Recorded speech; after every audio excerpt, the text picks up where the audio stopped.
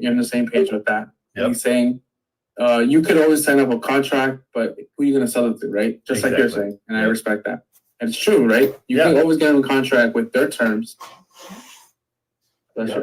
And it won't really sell to a buyer because, like you said, the numbers don't make sense, right?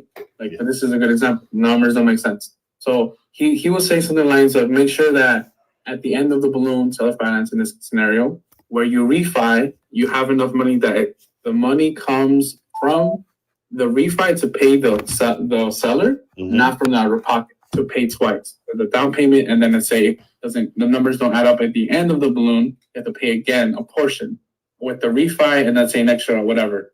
How do you get those conclusions? You know, every deal is different, but for you, what's your guideline? Well, it's funny make because sure that it's always right. Yeah, like you said, every deal is different. So the deals that I've purchased, some of them, I'd say half of them don't cash flow. But I mean, I don't know if I've shown them to you. They're like pristine places. Like they're move-in ready. They're big. They're $500,000. If I get somebody in there and they're paying most of my mortgage, I'm kind of good to go. I'm okay with it. Like it's not, I'm not too sad because there's equity building, and the ones I bought already had equity. So it all depends. I mean, like you said, it's all deal specific. I don't want to go into one that needs $30,000 worth of repairs and then barely cash flows. Like that just doesn't make any sense. ROI. I agree. And so I appreciate. I just really want you guys to get picky. It's funny because I said in my Discord, I really don't think you guys are getting deals, and it bums me out. And I want to really work hard on getting you guys deals because there's so many people that I see all the time in here. Like Jazz is one of them, where I'm like, wait a minute, they're working their butts off, but we're not getting deals. And I think it's because we're not being picky enough. I really want you guys to look for gold nuggets, not just little flakes of gold. I mean, it has to be. And so we just want to get picky, get super, super picky. You know what I mean? Yeah. Like that was really good insight on this deal. I didn't even see like the backyard and then understanding that what they're offering and you breaking it down. Yeah. Yeah. It's just, thank you, Trent. No problem. I just want, it's so funny because I grew up in Albuquerque, New Mexico. And coming from Albuquerque, I came to California, and I'm looking around and I'm seeing these huge houses that are, tons, tens of millions of dollars. And I'm like, okay, I came from, my dad, maybe if he was lucky, he made 25 grand a year, And so it was what I knew. And I didn't think I could break away from that mindset. But we need to start realizing that we deserve more than we realize. And start shooting for things that we think are unattainable. I think it's really, really important to go after things that are ridiculously unattainable. And luckily, I married somebody who kind of forced me to buy a home that I was like, I can't afford this. What am I doing? But because she pushed me into it, I ended up buying that. I've got this building.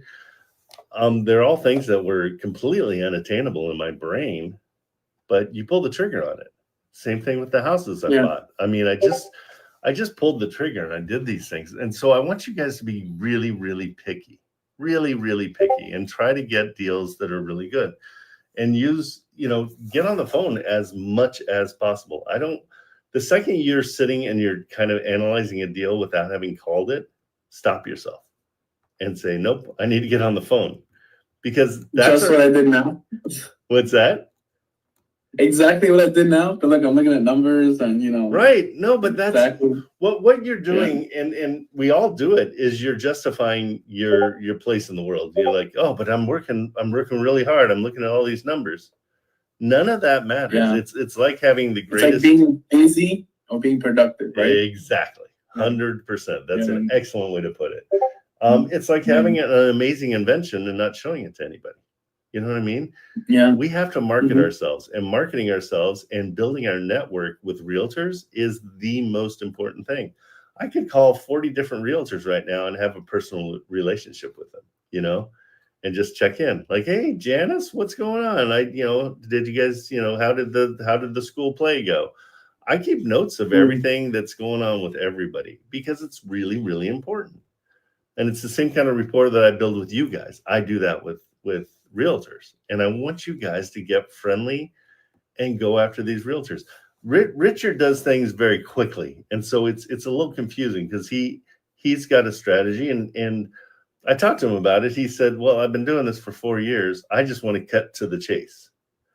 And I'm like, I'm different. I want long-term.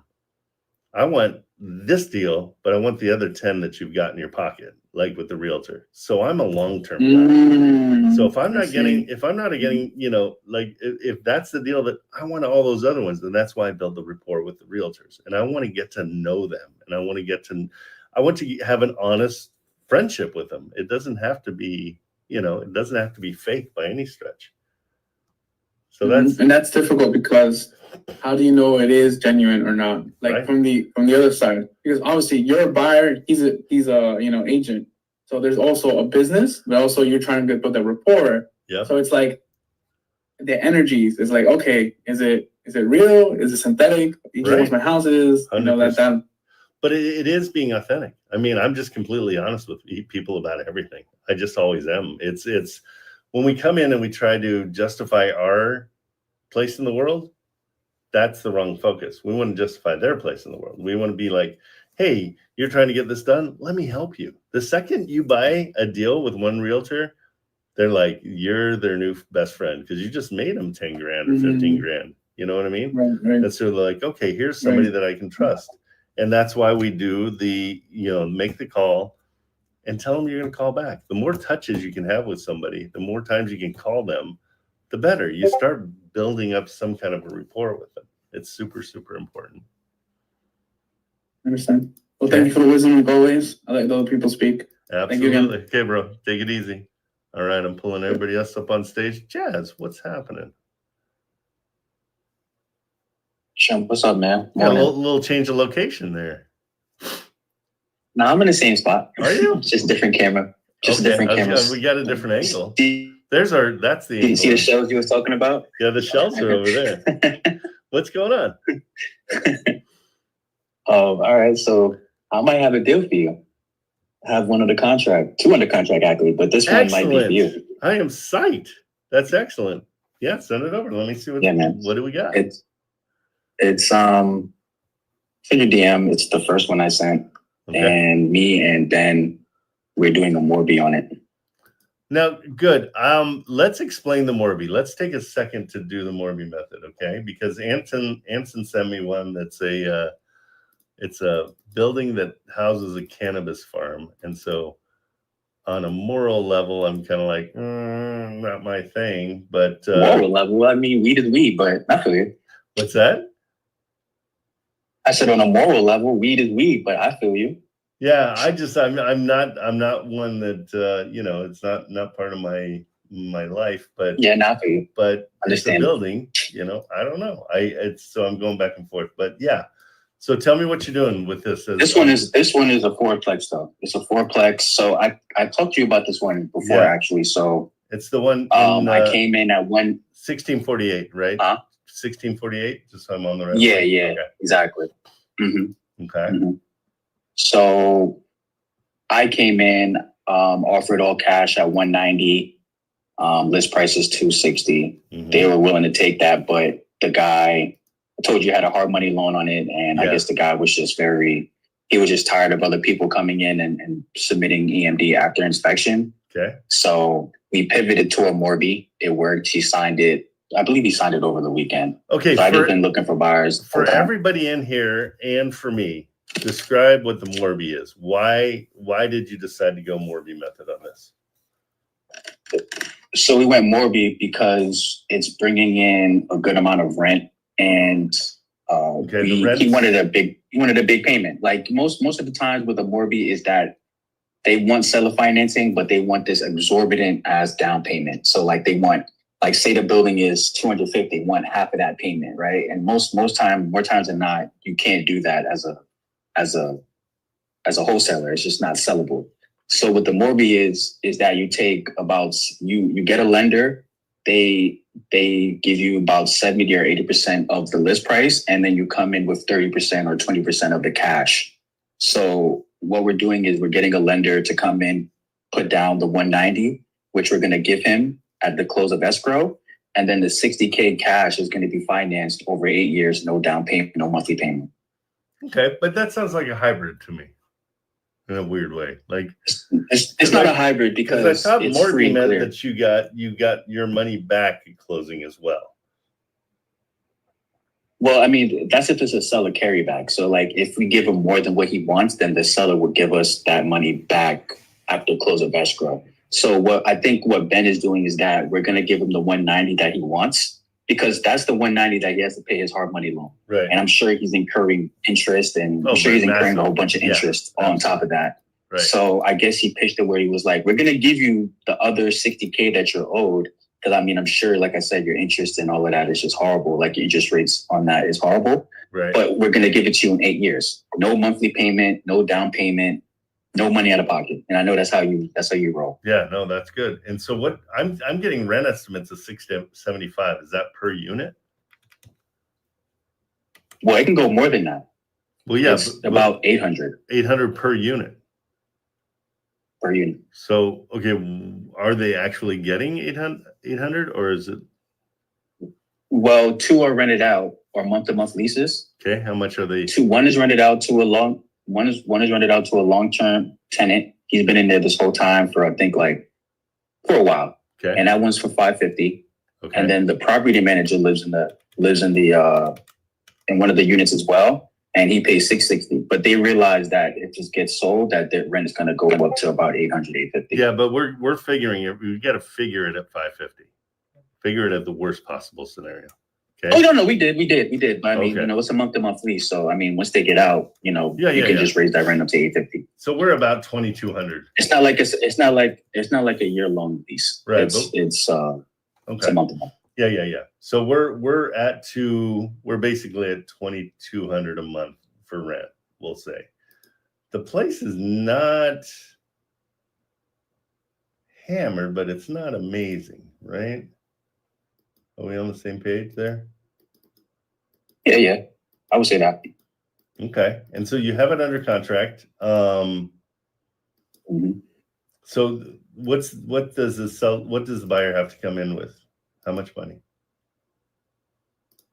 Well, shooting for maybe 20K assignment. You wanted 20K assignment, but what does the buyer have to come in? No money out of pocket, no nothing, zero. None. Okay. Zero. If this was beautiful, I would be all about it. It is not my type of property at all. Because I mean, all right, so I guess my question on that, right, is even though it is a rental property, you would still look at it as like you want it to be super pristine. I want it to be nicer. Got it. This one's pretty hammered. And I don't hammered, like, you mean on the outside? On the outside, the lawn, everything. The inside looks okay. They definitely did a lipstick renovation on it, but there's a lot of little things, just like, outside the door. I mean, all the siding for that back door needs to be replaced to make it nice. What this does is this attracts somebody that can't really afford super high rents, right? And so a lot of times that kind of a renter is not super consistent on paying rents. They can be a little bit tough to deal with. And so I want to do things my dream is everything that I buy is going to be easy for my kids to take over when I kick the bucket. You know what I mean? So I don't want it to be something where I'm giving them a headache. I grew up, my mom rented stuff similar to this. And there's just a lot of weird things that happen. One of them, and this is funny, in Albuquerque, she had a really nice, super nice renter that said he was going to help her renovate an apartment that was vacant, and he put in a meth lab. He put in a meth lab instead. You put in a what? Yeah, a meth lab. What? And so what you need real Breaking Bad shit for real? Like, yeah, in Albuquerque, that's the best part. So that's crazy. So the thing with that, when somebody does something like that, you have to get the entire thing. You got to go to the studs because the chemicals go into the drywall and everything. Yeah. And so that was a huge, $30,000 expense that wasn't covered by insurance. They don't cover it. It's not so Oh, they don't cover like drug related stuff? Nothing. Yeah. When it's something like that, they don't cover it. That's so it's That's those crazy. kind of things where I'm like, I'll stay a little bit more highbrow in the $500,000 range with single families. Okay. And then I lease those. I do lease to own for people that can't afford to get a loan. They're going to pay a little bit more of a premium per month, but I put $500 a month into a escrow account. Shut my phone button down. What's that? Mm-hmm. Where'd you go? I said my phone button down. Oh, gotcha. And so what I'll do is I'll put $500 a month into an escrow account that allows them to put that towards the purchase of the home. Even better, when it's a lease to own, they're planning on owning the home. So I don't have any management. I don't have any maintenance. They do everything just like it's their house. So as much as this is a nothing in, I mean, this will be sellable. So that's the good news for sure. Okay, good stuff. All right, let's go to, we'll come back to you, Jazz, when you get back. Hamid, how are you? I bet it's Hamad, huh? I realized after I said it out loud. I'm like, Trent, good morning. Is it Hamad? Hamed. Hamed. I was so close. What's going on? It's good. It's good. Good morning. Good morning. I've been like an observant of, Hold My Hand also for a while now. Okay. And on the background, I've just like been listening and following steps. I sent you an address. I've been talking to like the agent, I think, this morning. Okay.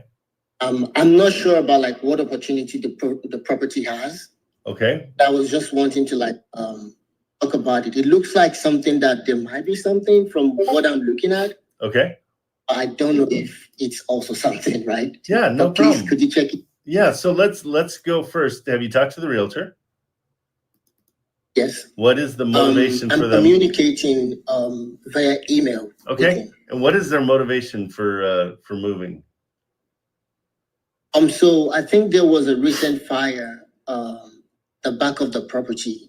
Although it's not, the picture is not listed on Zillows or any of the public, they did kind of funny photos that make you wonder what's up. And he shared some photos with me this morning. Okay, so how's it look? Is it pretty destroyed? He only sent about 3 pictures. Yeah. But from that picture, I could tell like there was a destruction. I kind of like shared with him like it looks like it's really destroyed with fire. Yeah. He said it was just the back of the property. Otherwise, the rest were like crushed off the flame. Okay. He shared like 3 pictures with me. I still let him know that this looks like it's gonna be a lot of work. Yeah, absolutely. Did you figure out any kind of ARV yet? What's the after repair value?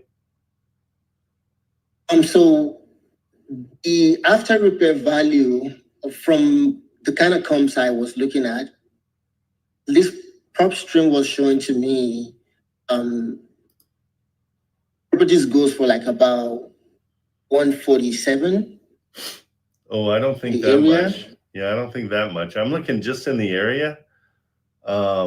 I'm seeing 85, 78, 33, 76. Yeah, so they're not a really big ARV here, I wouldn't say.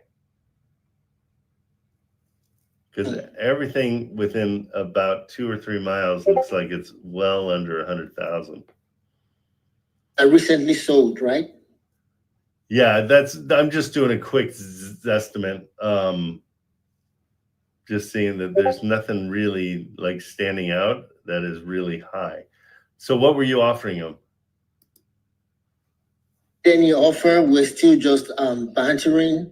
And the last question I asked him was to just like if there was any mortgage on the property, and if so, how much was it? The agent said like he's aware that there is mortgage, but he doesn't know. So I said if you could find that out, that would be great. I'll find it out for you. What kind of loan? They owe exactly what they got. Like it's 92,000. So they're pretty upside down on this. Their balance is 92,000. Their interest rate is 7%. This is not really a deal unless you get it for, I would offer $1,000.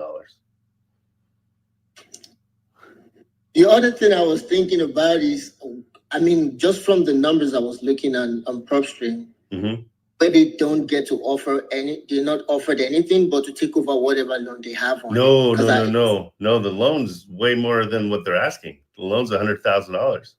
They're only asking 59. So go in. This is the deal. This is this business. Go in, offer $1,000. Say, guys, there's $100,000 worth of work that needs to be done, I'm assuming, and this place is not even worth that. So that's the best I can do is $1,000. Who knows? And now about the agent, is there any conversation, like anything for the agent? It's just 1K in and that's it. That's what I would do. Because I'll do exactly that because I'm waiting for the agent to like respond to like the last question I asked him. Yeah. So I would just like offer him that and see what he says. Yeah, just say, I'm sorry, I had my construction guy look at it and he said it needs about $75,000, $80,000 worth of work. And so the best I can do is $1,000. I'll just come in and take it, take it for $1,000.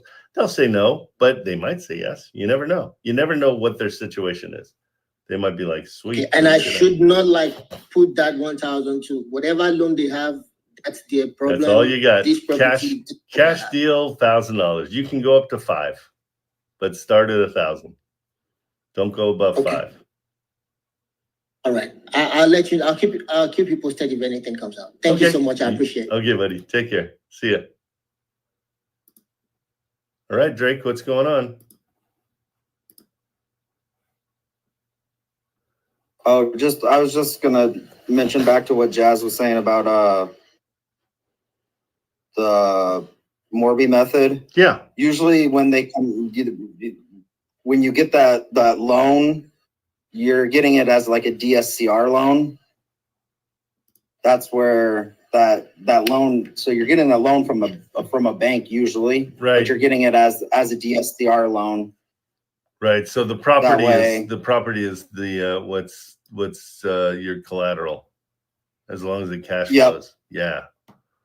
That because they got to be second, and the seller would have to take a second lien position on it. Right.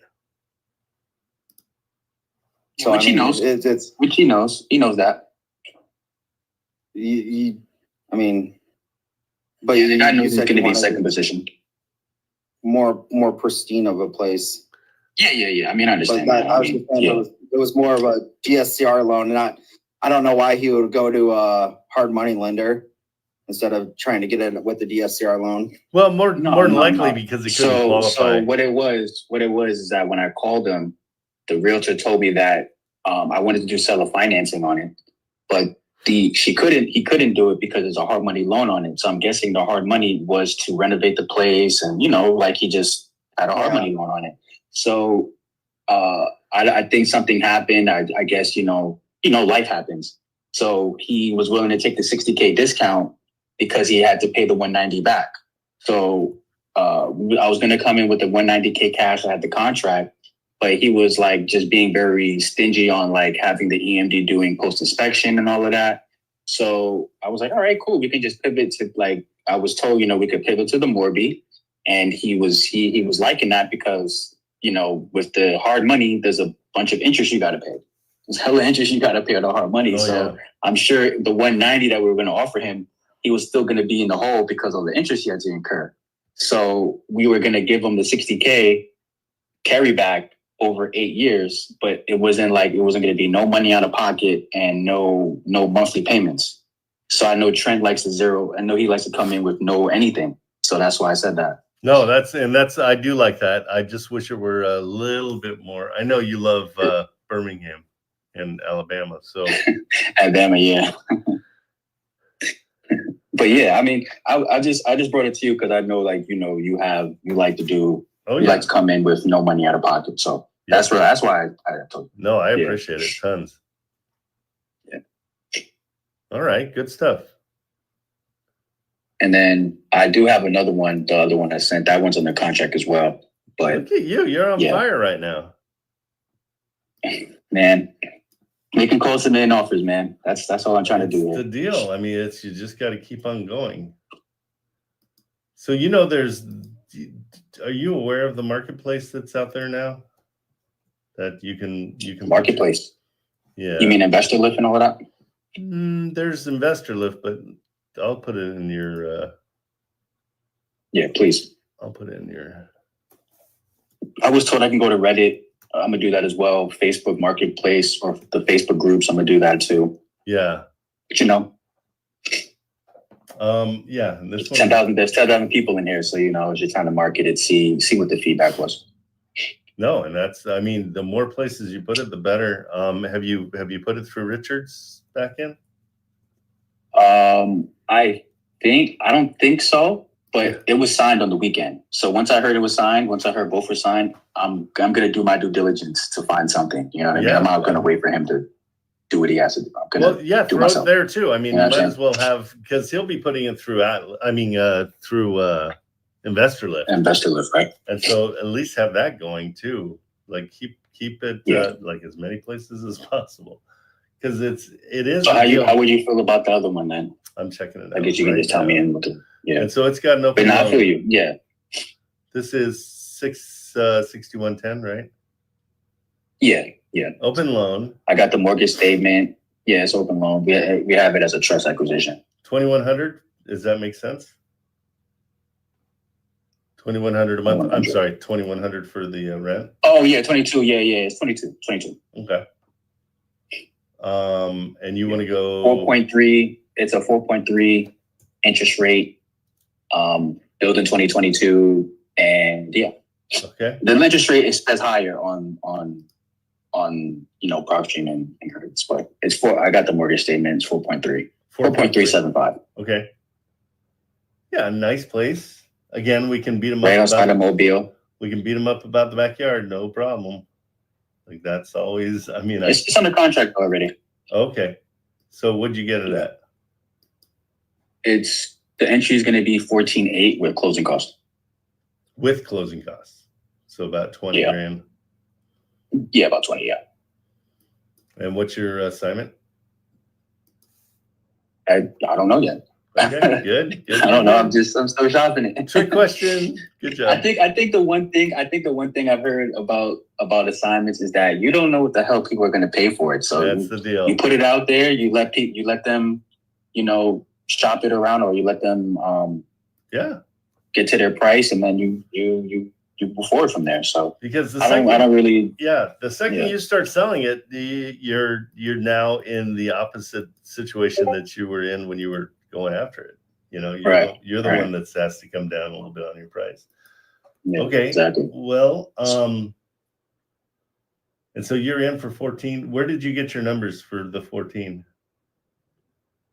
Well, 8 is going to go to the realtor, and 6 is going to go 8,800 is going to go to the realtor, and 6K is going to go to the buyer, to the seller. And don't ever be afraid to talk to the realtor and say, "Hey, we're really close, but hey, how about you kick in?" Like chop it down a little bit, right? Absolutely. Like the realtor's got money in here, and that's negotiable. All of that's negotiable. Yeah. Okay. Absolutely. And what's your cash and cash when you do that? It's breaking even.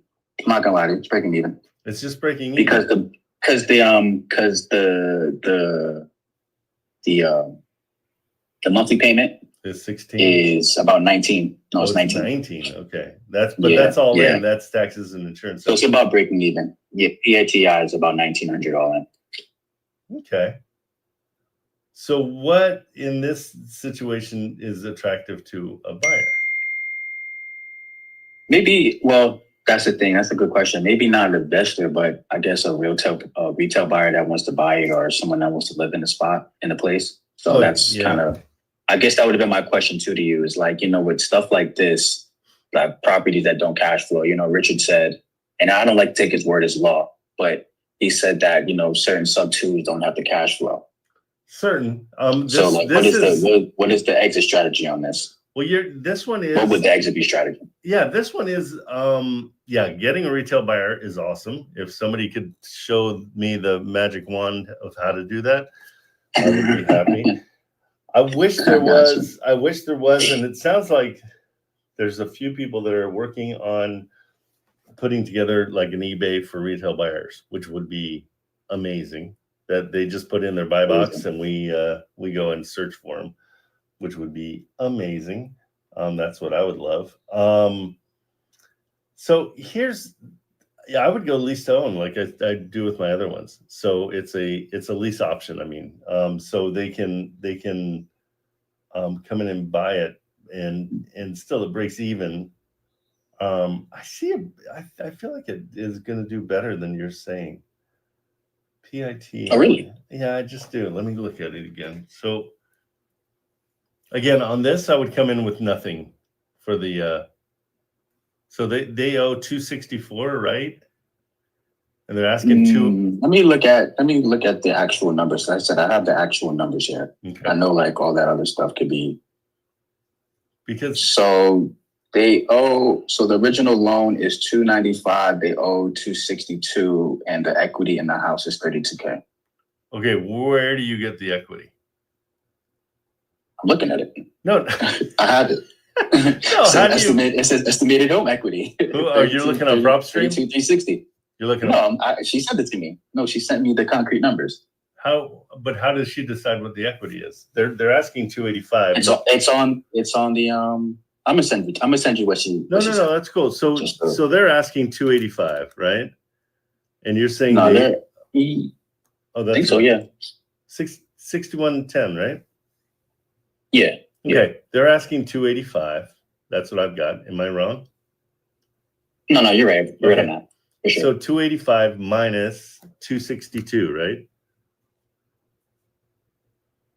That's old, right? Yeah, 262. Yeah. That's 20. 262. That's 20. That isn't right. That's $23,000. I'm confused because so it says. Don't be confused. It says, oh, maybe you're right because it says right. estimated home value 295. I am always right. Let's just get that.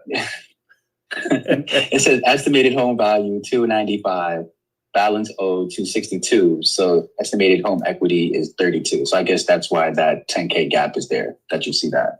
Right, but they're the ones giving you those numbers. I don't trust their numbers ever. Right? That's from the mortgage place, CarringtonMortgage.com. That's where that's where she sent me. Why do they get to decide what? So if that's actually if it's the mortgage company, yeah, they can't decide what the equity is because it all depends on the price of the home. If that home sells, the list price. You mean the list price? Well, their list price is 285, and so you're saying that, right? But it's worth 295, and I'm like, well, no. Because it hasn't sold at 285. And then we get to play the game of, okay, there's 20 grand, right? 23 grand. Want me to get that 23 grand to disappear really quick? Right? That yard. Yeah. There we go. Yeah. We go to hey, I got to put a whole new lawn in there. That thing's hammered. I'm going to have to come in. I'm going to have to clean all the cement. I can go around this thing and I can find 20 grand in repairs. No problem. I mean, it's nice inside. It's going to be tough, but I mean, the backyard's fine. I will beat up the roof a little bit. That's why I would offer 0. I wouldn't give them a penny. Here, I'll show you. The seller, right? To the seller, yeah. I would say, hey, I'll just come in and take over your loan. That's a deal. That's when the backyard's hammered. They've got like pavers and it's it looks terrible. There's stains. Okay, there's been water damage there too. Do you see the stains on the brick in the backyard on the brick right there on the house itself? See how it's stained all the way up about 2 feet? Mm-hmm. Well, you got to tell me what's going on there. There's something going on there. These are things we're using just to beat them up a little bit. We don't know if there was water damage. I'm just putting that in their head. Again, here, I'll show you, because I am not one to put money down on a place, right? But the one that I did, I'll show you the difference. Hold on, let me find it real quick. So here's one that I was happy to put 10 grand down. I'll put it in the chat because I own it. So, okay. So take a look at that. Now I put 10 grand down on this and took over the payments. And so, but do you see what I'm talking about? Like look wise, the difference between. I'm about to look at it right now. So check that out, guys. I mean, it's a freaking beautiful home. Like it's no question. It's good to go. The backyard's awesome. The interior's awesome. Everything's awesome. The only thing that we did find out, and so I've got to decide what I'm gonna do, is there was a foundation issue, but it's only going to cost about $8 grand to fix. So I'm in this one for maybe 18 grand. So you think that the grass will cost 20K? I would throw 5K at the grass, like another 1,200-1,500 to pressure wash everything. I just would, as many things as I can to knock down their price. Like, yeah, I know you guys think it's worth this, but this property is really nice. Wow. So that's really what I'm beautiful. talking about. That's what I'm talking about. Like turnkey, pristine. It's like a dream home. It's like this is a forever home. Yeah, for sure. That really is nice elements. But do you see how I'm picky and I feel like I deserve to go after that kind of stuff. You know what I mean? Yeah. Yeah, no, I understand. And so I mean, besides the grass though, is it not? It's not nice. It's okay, but I mean, again, I don't want to pay that much down for that house. I paid that much down. I paid that much down for this house. Yeah. You know what I'm saying? Understandable. So that's what I'm saying. Yeah. So you've got to get into the mindset of a buyer, and a buyer is picky. Yeah. They're looking at 1,000 deals a day, and they're like, nope, because the entry fee is too much. It's not that nice. And then they see something like this, they're like, heck yeah, this isn't even a question. Okay. Mm-hmm. So, yeah, no, I get it. So it's mindset. I just want you to get a little bit different mindset and be a little bit more picky and feel like you deserve to go after these ones that are, and they're out there. I mean, they're all out there. Mm-hmm. Here, I'll give you one more example. This is one that I did nothing down at all. And so it was a free house. Richard found it. I did have to pay him an assignment fee of 10 grand, which interesting. I was looking at the paperwork. It was kind of interesting. He split it 70-30, where he took 70 and the student took 30. So that was interesting. I don't know why that was, because I always thought it was 60-40 for the student. So there's that one too. So check that one out. That was nothing down, and it was purely because I got the seller found a great job. She went out of town and she was trying to rent it, and it was a pain in the butt, and she didn't want to deal with it anymore. And she's like, whatever, just somebody take it, please. Not as nice as the other one, but still pretty nice. And that's nothing down. Free house. I just took over the mortgage. Yeah.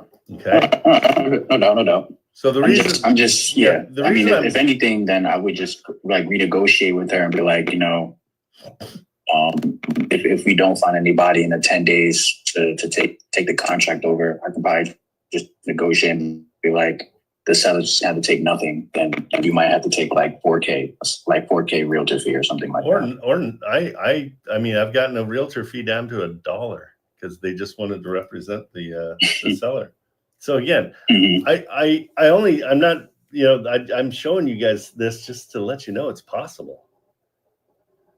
And so I want you guys to be more greedy. I want you to go after things that are better.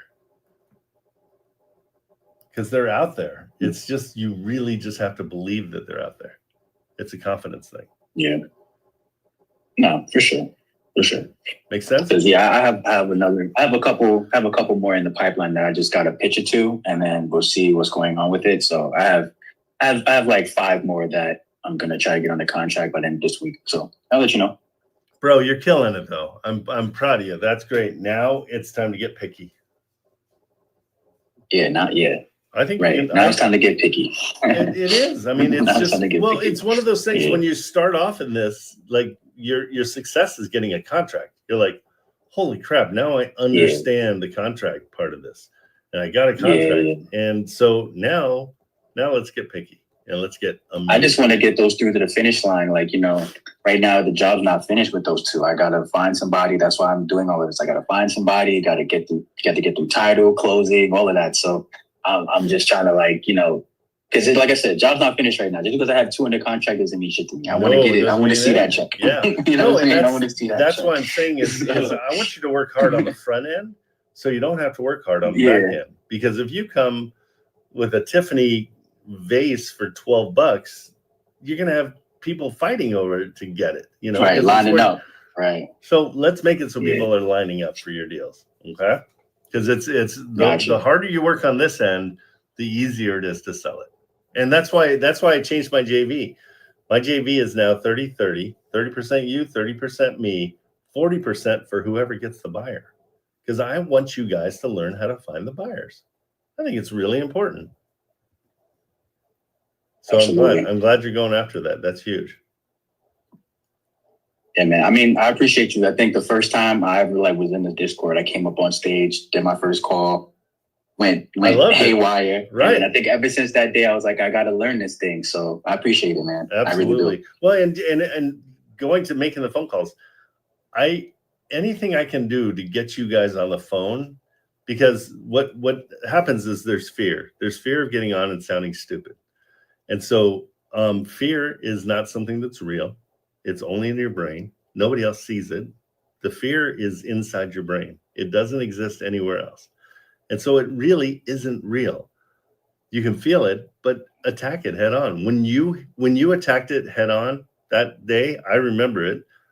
You had the biggest smile on your face. You're like, oh my God, this is so much easier than I made it out in my brain.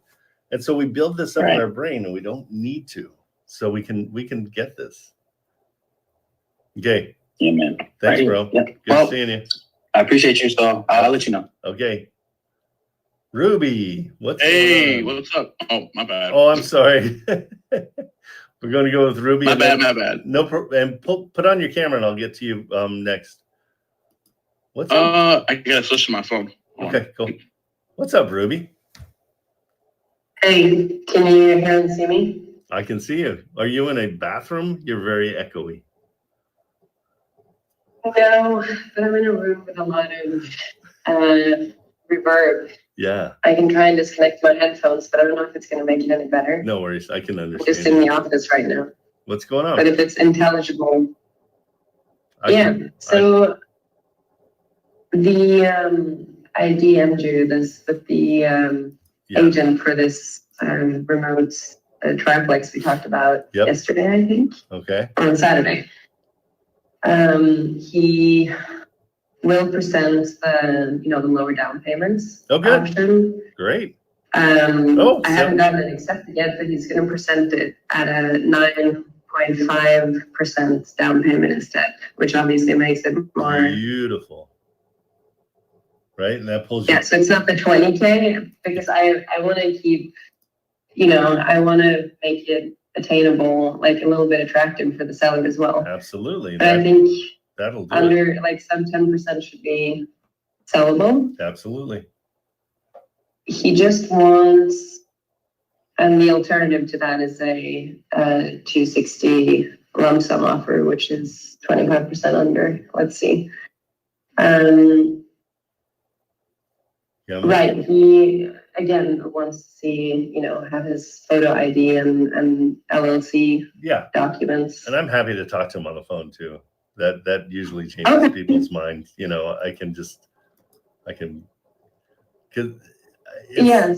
So on that note, you were talking about this earlier as well, and your, your terms, with the 20% or at least 20% cash on cash, 0% down. Like, if we're using Richard's, the pitch that we're getting taught by Richard, where we find properties that don't cash flow, and then we go through the numbers with the agent, explaining how it's not working. Right. Jumping from that, let's say we have one that's like, oh, it's negative a few percent.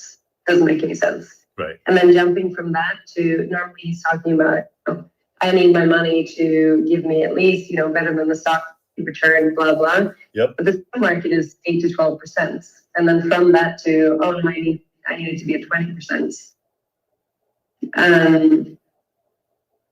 How do you do that? Well, I just tell them I'm super picky. So it's really fun. Yeah. You can, I always, I warn people when there's bad news coming. You know what I mean? When we're in a conversation, I'm like, right. Hey, I'm going to sound like a real jerk here, but I've got to be at 20%. I got to be at 25% if I can be. That's the only thing I want. Yeah. And so if you bring that out at the beginning, people are like, oh yeah, I can see that. That makes sense. And it's funny. It's just what I have always done, because I feel like I deserve it. And a lot of times, and I didn't feel that way for a long time when I was growing up, and I grew up in an area that I didn't think I'd leave Albuquerque ever. I thought that's where I was going to be, and I'd make, 15 grand a year, and I'd be good to go. But you break out of that mindset when you start feeling like you deserve more. And so that's why I just warn people, hey, I might sound like a real jerk here, but I got to have 25%. And then you're probably not going to like this, or you're going to think this is money grab. Exactly. Exactly. And I know the theory. I've read books. But, Voss. Yeah, that's a Chris Voss. That's the Never Split the I know. Yep. No, and that's why. But it works so great because you've kind of taken the air out of their balloon. They can't really. Nobody can come back to you if you apologize before you say something. They can't say, well, you should, no, I can't really. Yeah, you already said, okay. So it totally disarms them completely. But it also gives you credibility. I mean, we would do, because my real world is television production. I would do a cheap job and they would treat me like a donkey and just beat me all day long. And the job was horrible, and I wasn't getting paid as much. But then I would charge way too much. I would be like, how am I getting this much? And it was like they treated me better. They sent a limo. It turned into this thing where I had credibility just because I was expensive. And so that's a real thing. It's kind of silly. It's counterintuitive completely. But there's implied value. Yeah, but it's this paradox that you want to be agreeable, but it just psychologically is more likely to make your counterpart feel like you're cheap or not, that you're a bitch, basically. Yeah, that you're just not worth it. And so I want you guys to feel, and I need you guys to feel it in your heart, that I am worth more than what I thought. Because we all devalue ourselves. We just, that's who we are as human beings. We never, there's very few, and they're usually celebrities. Will make it sound like they're more valuable than they really are. They're acting, they're doing, it's just because they're familiar that we give them more credit. And so if you start demanding that credit too, it's unbelievable. It will change everything. Right. And so the above 13% is really the deals that are sub 20% cash on cash aren't really likely to sell. Well, it's just they're not excited. Buyers aren't excited by it. They're excited about a 20 plus. And so again, it's like you're doing all the work up front. Like if you get a great deal, it's 10 times easier to sell. Yeah. All right. If you're going to call this guy, is there any way that I can listen in? You will be. Yeah. No, you're going to. Or I can hear you do your thing. Yeah, you're going to be the one talking to him, introducing me to him, and saying that we're partners. Okay. And so, and I'll say, hey, I'm the credibility. What do you need to know? It's usually just a conversation. They feel way better because usually they don't have credibility, and that's why they want it from you, which is interesting too. Yeah, which is very clear in this case. And he said, I was asking him, yeah, I'm happy to provide that, regardless, it's going to be required, before taking title as part of that process. Why do you feel like you need it at this stage? And his response was that real estate is an industry that's full of fraud or something like that. And I'm just like, it's not an accusation, but Sure. but it's still, the saying that every accusation is an admission. And I held my tongue, but it was tempting to say, like, oh yeah, especially after the what's it called, the NRA lawsuits. The realtors, it's definitely like we all have. Yeah, so I'm not looking for credibility from you, even though you guys settled a $1 billion lawsuit. Yeah, but here's the deal: like in those situations, go, hey, I totally get it. That makes total sense to me. There is tons of fraud. I'm not one of those guys, but you don't know that, so I'm more than happy to help you out. But let's do it at the right time. I'm just making an offer right now, so if you don't want to hear my offer, I'm good to walk. But I think you want to sell this. I'm sure. And that's the thing with me. I will walk on anything. I walk constantly. Like, oh, okay. Well, no, we're good to go then. See you later. And they're like, oh, wait. Yeah. Yeah. And so that's why I told him, completely fair. Like you wanted the high down payment and we might just not be your buyer, but this is what we have to offer. He's been like talking about sending me the agreement for like over a week or a couple of weeks, and then he wanted to see these documents and then this and then that. And so I thought we were at the stage of having an agreement in front of us. Right. Whereas he apparently was wanting to have these like the credibility before presenting the offer even to the clients. Send me his name and let's do a deep dive on him for a minute. Like just let's check and see. I mean, he sounds like he's probably in his 20s.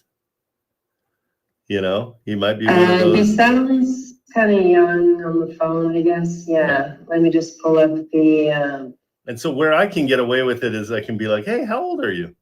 And then he'll be like, oh, 26. I'm like, yeah, I kind of thought so. And it's like those are the little tiny, like you can get credibility just by kind of pushing them around a little bit. It's interesting. Yeah. But you never want to be mean. If he's in his 20s, I'm also older than him. Yeah, I think he's pretty young. Ethan Dosman is his name. He might be around my age. Okay. I'm sending you a link to his Zillow profile.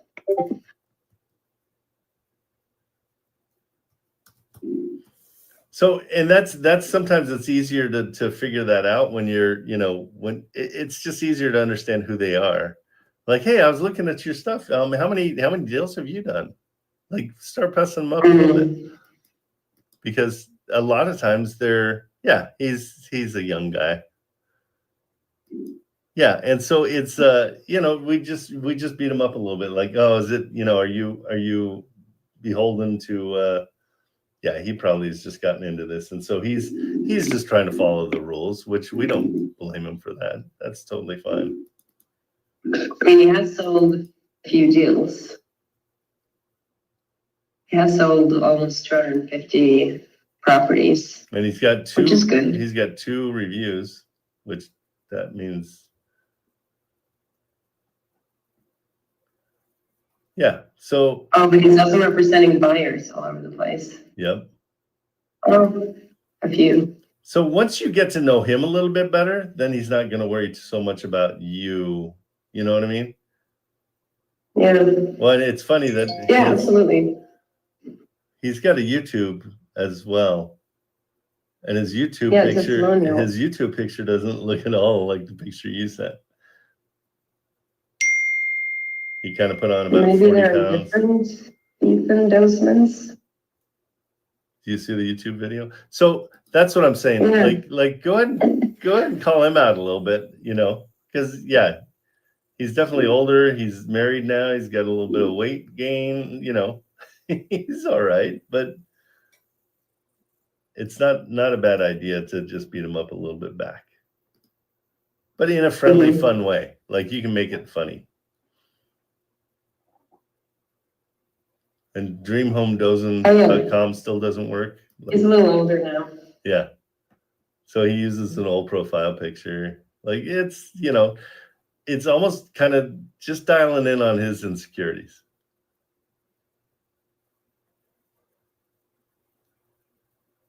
But yeah, Right. EthanDozman.com doesn't exist anymore. So it's like, hey, I was looking you up and I'm worried about your credibility too. Because I see that, your profile picture doesn't look at all like you do now. What's going on there? You can play it however you want to. Okay. But that's the fun part of this, guys. Like think outside the box on everything. That's part of creative finance, is being creative on all of it. Yeah. Do you have a time where you have a few minutes to jump on the call with jump on the phone with us? We could probably do it now. Do you want to do it now? Sure. I just the only obstacle is my tech and my. Okay. Yeah. Let's do it. I'll send you. You're on your stream, so it's not like you can. No worries. We'll do a Calendly. I'll send you a Calendly. Yeah, I have your link. I'll see what I can find. Yeah, let's do it. If you can do it after 2, I've got to run to an appointment at noon. So yeah, let's do it after 2 my time, noon, 2 Pacific. Yeah, I think you're okay. And I don't know if those links, like if I send it to before they expire. And so let me send you a fresh one. Unless you can you use it again? I'm just scrolling for messages to find the link, although it's probably sent by our. Yeah, I'm gonna send you this one. Oh, I'm on the wrong calendar. System.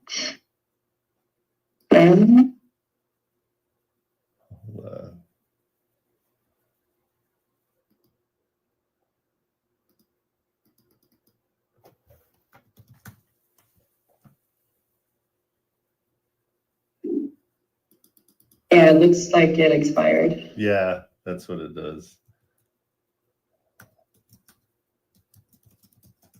Hard to get, huh? So hard to get. Here we go. Hold on.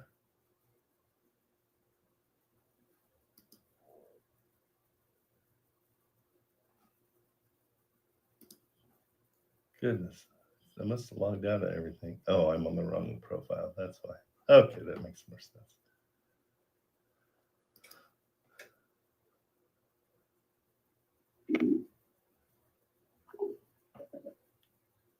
Okay, I'm getting there. Sorry about this, guys. Where is it that you're located again? Newport Beach, California. All right.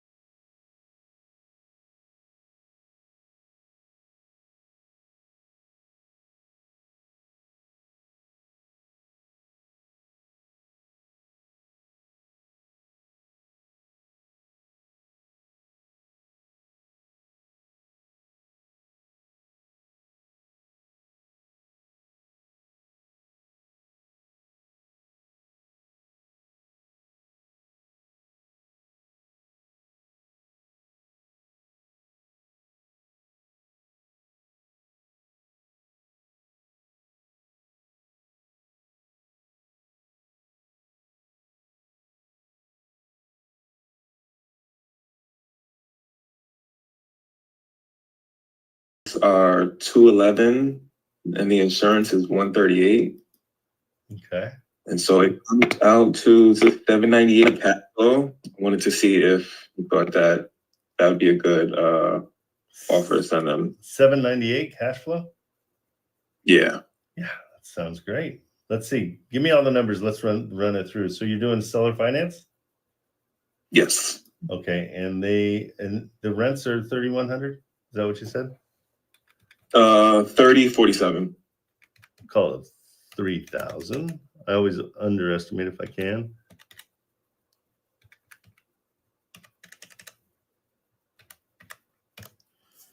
Okay, and they want 1,900, huh?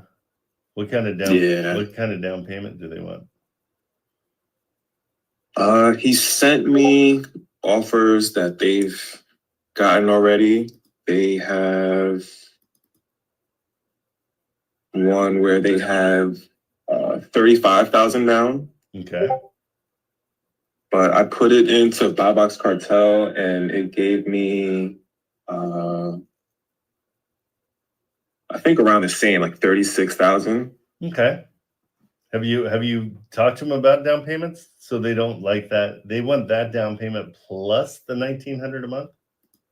Yeah, they're really focused on the monthly payment. And Okay. he said they're not really willing to budge and go lower. I originally sent him 1,500 a month, and he told me like, yeah, they're not willing to go lower than 19. Okay. And what's your offer price? I upped it to 440. 440. Okay. So you've already incentivized them with the 440. And we're 0%? Yeah.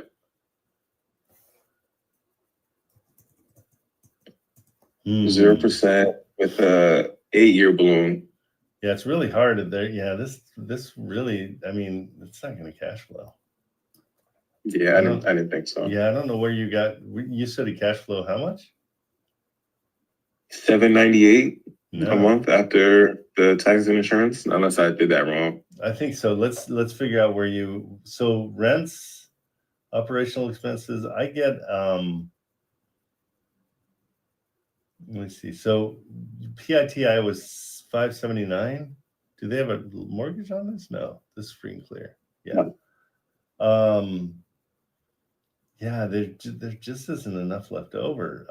With that 1,900, that's where we get killed. On something like this, I would offer 750. That's 1/4 of the rent. Okay. And so if we got 750, then we'd have a way better cash flow. But the down payment, I would go 5%. So I would say, I mean, even if we went 20 grand, that's still under what they've been offered. I mean, that cash flows really well. But yeah, at that 1,900, you get destroyed. And so if that's all they'll do, what I'd do is put it together with the 750. Say, I know you guys don't want this, but I'm leaving it with you in case you guys don't sell. Okay. You know what I mean? Fair and enough. Just leave it as a time bomb. Yeah. Dropping these time bombs, it's amazing how many of them come back. Okay. Okay. All right. Sounds good. Thank you, Brent. You bet, buddy. Take care. All right, you too. I'm on. Ammon. What is it? Oh, I can't hear you.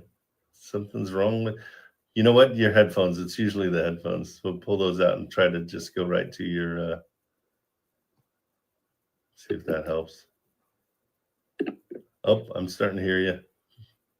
There's movement. Is that better? Way better, yeah. But your camera went off. Cool. There yeah, we go. it's Ammon. Now you're Ammon. Okay. Hey, thanks for answering my question. Absolutely. So, Come on. I'm working on my first deal. She's about to send the contract to me. Okay. Kind of an interesting one. So it's an 8-plex. Nice. 0% seller finance. Yes. Send me the address. Yeah, 100. Yeah, I'll send it to you. Hey, Zell, can you turn off your mic? Thank you, sir. My bad. Yeah, it is. Unacceptable.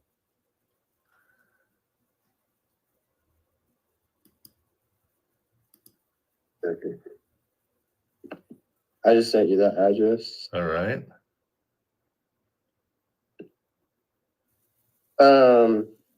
Yeah, so 100K down, 0% seller finance. It should rent for $1,000 per unit. That's 8K in rents, and then cash flow is 2K per month.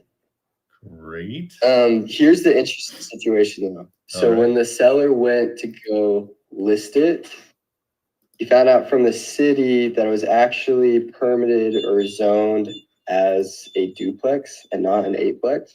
Okay. And so he's trying to figure that out right now. I called the city. Turns out they don't accept call-ins. The realtor is also going to go to the city today, walk in and try to figure that out. They think they can get it rezoned, but here's the kicker. If they can't, he said he would be willing to cut the purchase price down by like half. It started out at $870. He said he would give it to me for $600. Still 0% seller finance. So I'm curious what all would change if it stayed zoned as a duplex or only got zoned as a fourplex. But I still rent out all of the rooms. I don't if see it why was not. like rent by room. Just not sure how it would work. Yeah, it's interesting. So there's 4 up front and 4 in back. Yeah, that's I right. wonder why this was as a duplex, because it's pretty obvious that it's an eightplex. Okay. Yeah. Well, he renovated. And so he made it 8 units. Is he? Oh, he did make it, and he did it non-permanent.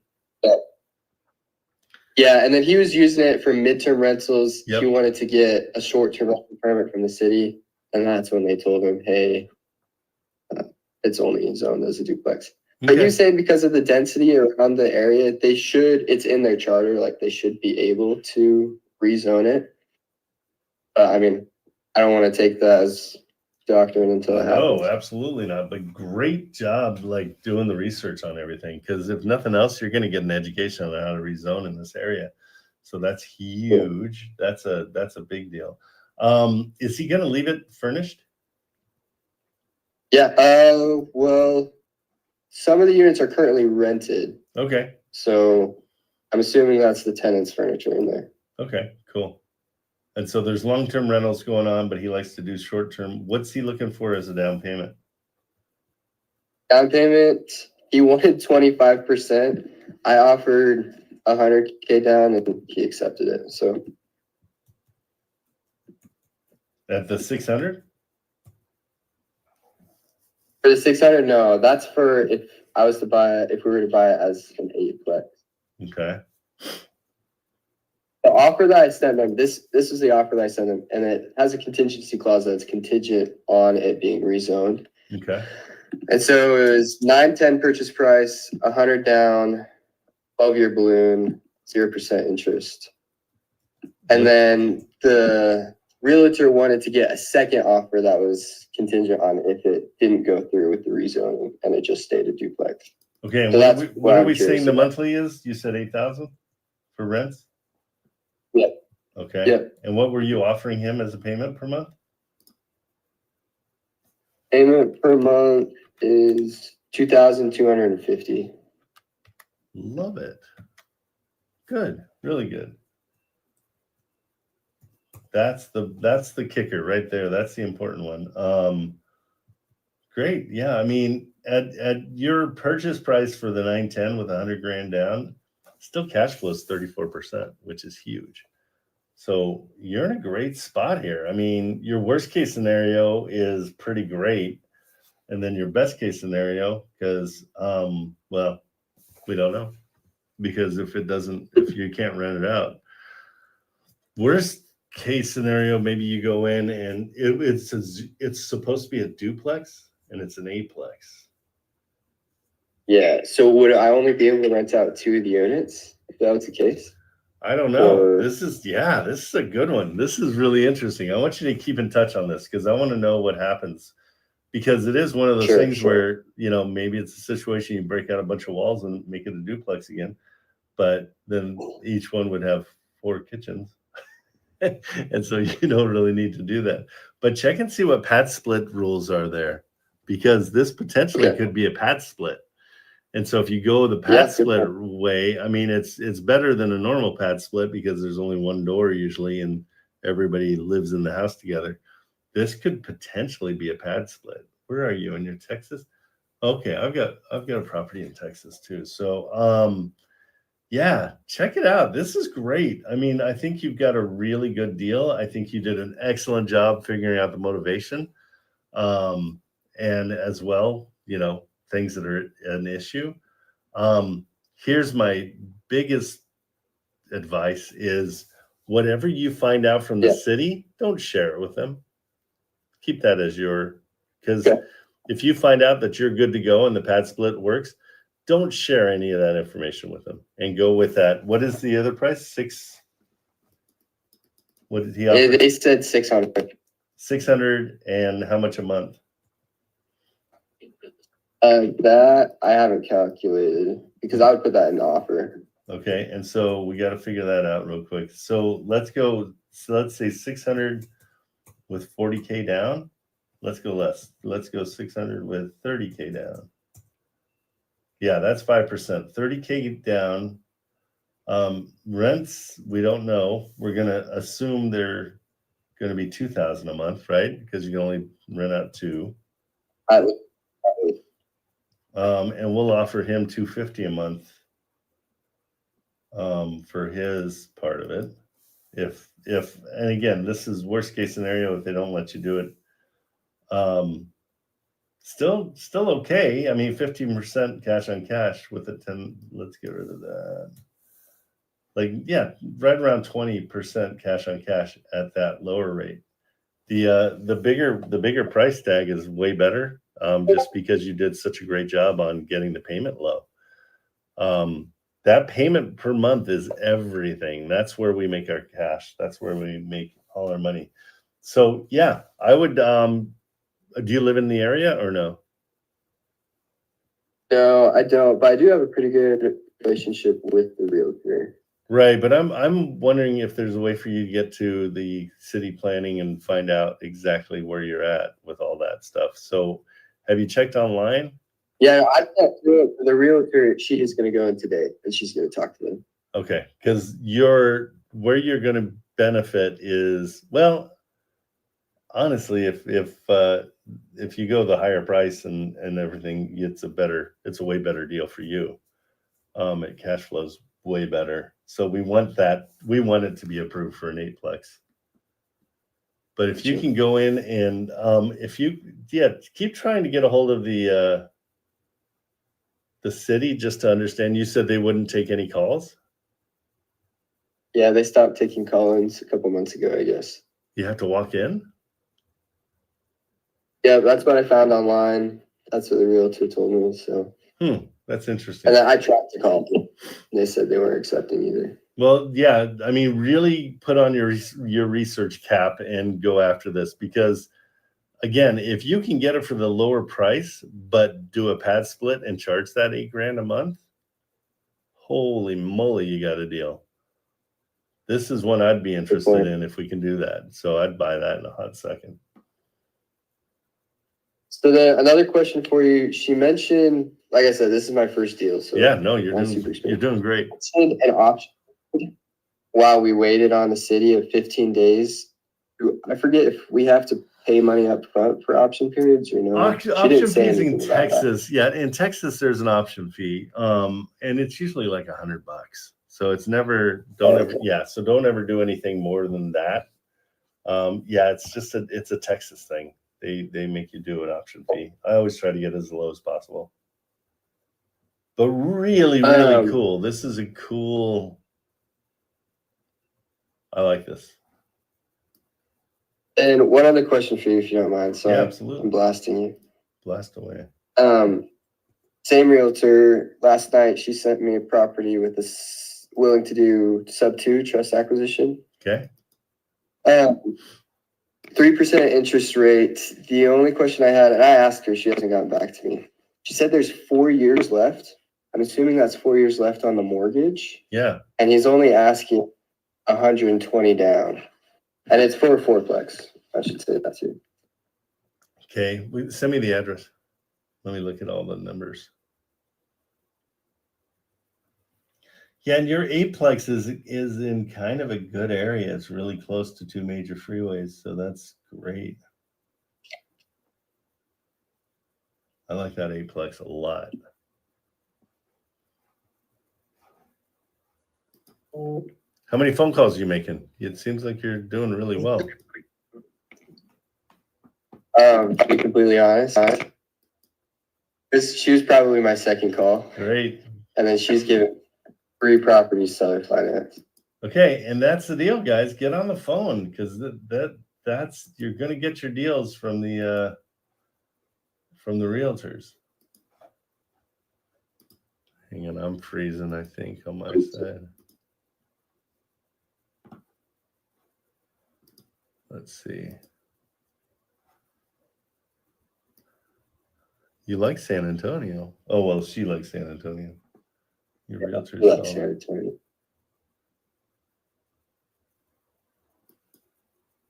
Okay, let me check it out. Got too many windows open. Standby. So she actually just texted me for the eightplex. Yeah. She said, "Would you like me to put 60 days and 25-day option to ensure the situation zoning with the city? Do you think that's enough time?" Tell her, let's make it business days. That's a sneaky way to get more time. Well, that's nice too. Okay, and so the deal on this one is, okay, it's a simple, it's almost like a condo, huh?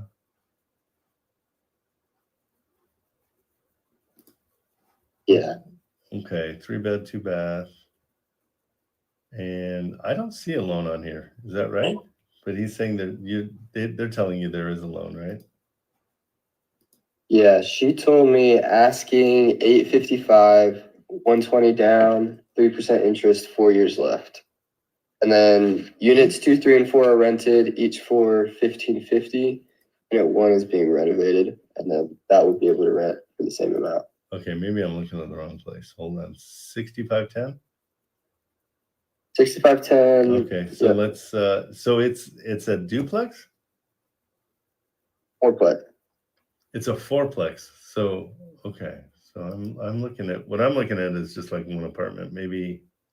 So there's 4 of these. Yes. Yeah, they're each 3-bed, 2-bath. 3-bed, 2.5 bath. Why am I not seeing I think I'm just getting. Hang on, let me see. Oh, I see. I'm getting the rental. It's coming up as an apartment for rent for $1,500. Okay, I see what's going on. So is it off market?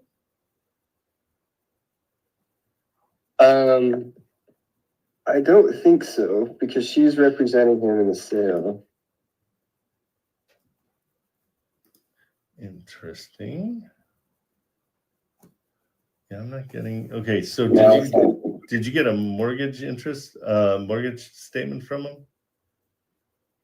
Not yet. She just texted me this yesterday and she said, "Hey, if you're interested, Yeah. this is another deal I have." No, I like it too. I mean, what they're renting out for $1,500, so you're getting $6,000 a month. But I'm not seeing the purchase price is how much? $855. Okay. And I will say the kicker taxes are 17,600. Okay. Yeah, it's Texas. And so you're thinking of subject 2 here. The mortgage takeover? Yep.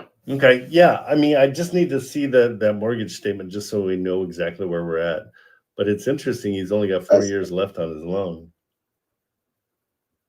I'm wondering. Yeah. So I asked to clarify what that meant. But I mean, if we're taking it over, the whole 850 value for only payments in 4 years, I mean, that's pretty crazy. It's pretty amazing. Yeah. No, once you get the mortgage statement, it'll all make sense. Because he might have a HELOC or a construction loan or something that also needs to be satisfied. That's a good point. Okay, well, thank you, Trent. Yeah, no, that's Super cool, that eightplex. I'm dying to know what's going to happen there. That's sick. Yeah, for sure. Okay, Okay, bud. thank you. Take it easy. See ya. All right, Zell, what's up? What's going on? Not much. How are you? Doing good. How are you? Good, good, good. Yeah, but I just got a couple questions. So I've been calling for like 2 weeks now, and I'm just trying to figure out what's like the best way I can filter through properties. Because right now I'm just using Zillow. Okay. And I'm just doing like up to 250,000, and then I'm looking at just homes and multifamily, and then I'm looking at 45 days on the market, and then just like making sure it's not a flipper or needs to be like completely renovated. Okay. I sent you like in April, I'll send it to you again. An easier way of doing everything. And so let me send that to you. Do you have prop stream yet? I did not. I'm waiting until I finish a deal to get everything. Okay. I use a prop wire though. Yeah. I'm going to send you one that it's got a 7-day trial. Just try it out. I think you'll like it better because you can look at like 15 properties at a time, and you can have you heard my 1% rule? Where yes, sir. So super simple to do it because when you're looking at it, everything is in tiles, and it tells you the price and the rents on the same tile, and you can filter through them really fast. I do it where I take them and you pick a city, and then you just go sort by like price, lowest to highest. And you'll be amazed, like the first 2-3 pages are all 1%ers. And so you can filter through them and decide how much renovation you want to do on them. The low ones are always, a little bit hammered, depending on what city you're looking at. 10 times faster and easier to do. Do you see what I sent you? Yes, sir. Yeah, try that out. It's 7 days free. So yeah, try that out. It really makes life a lot easier. I can get through about 30 properties in an hour, no problem, knowing exactly. And so you're not going, okay, Zillow, find the rent, it's all right there, and you just pop right through it, and it's super fast. And so I want you calling on every single 1%er you can find. Because just like even if they just put it on the market. Yeah. I don't really care about that. I care more about the relationship I'm going to have with the realtor. So did you see Ammon right before you? He talked to one realtor. She gave him 3 deals, and one's insane. So it's all about marketing yourself to these realtors, getting to know them, building up a nice rapport with them and a good friendship. You'll be blown away at how much you get from them that you weren't expecting. It's super great. And so try it that way for sure. And anybody else who wants to try it, just DM me and I'll send it to you, because it makes life easy. I just can't promote it in here. I have to do it through the DMs because Richard's got to deal with prop wire or prop stream, and so he doesn't want to have us do that. And I got another question for you. Shoot. How do you go about bringing up creative finance to the realtors? Because what I was doing before was.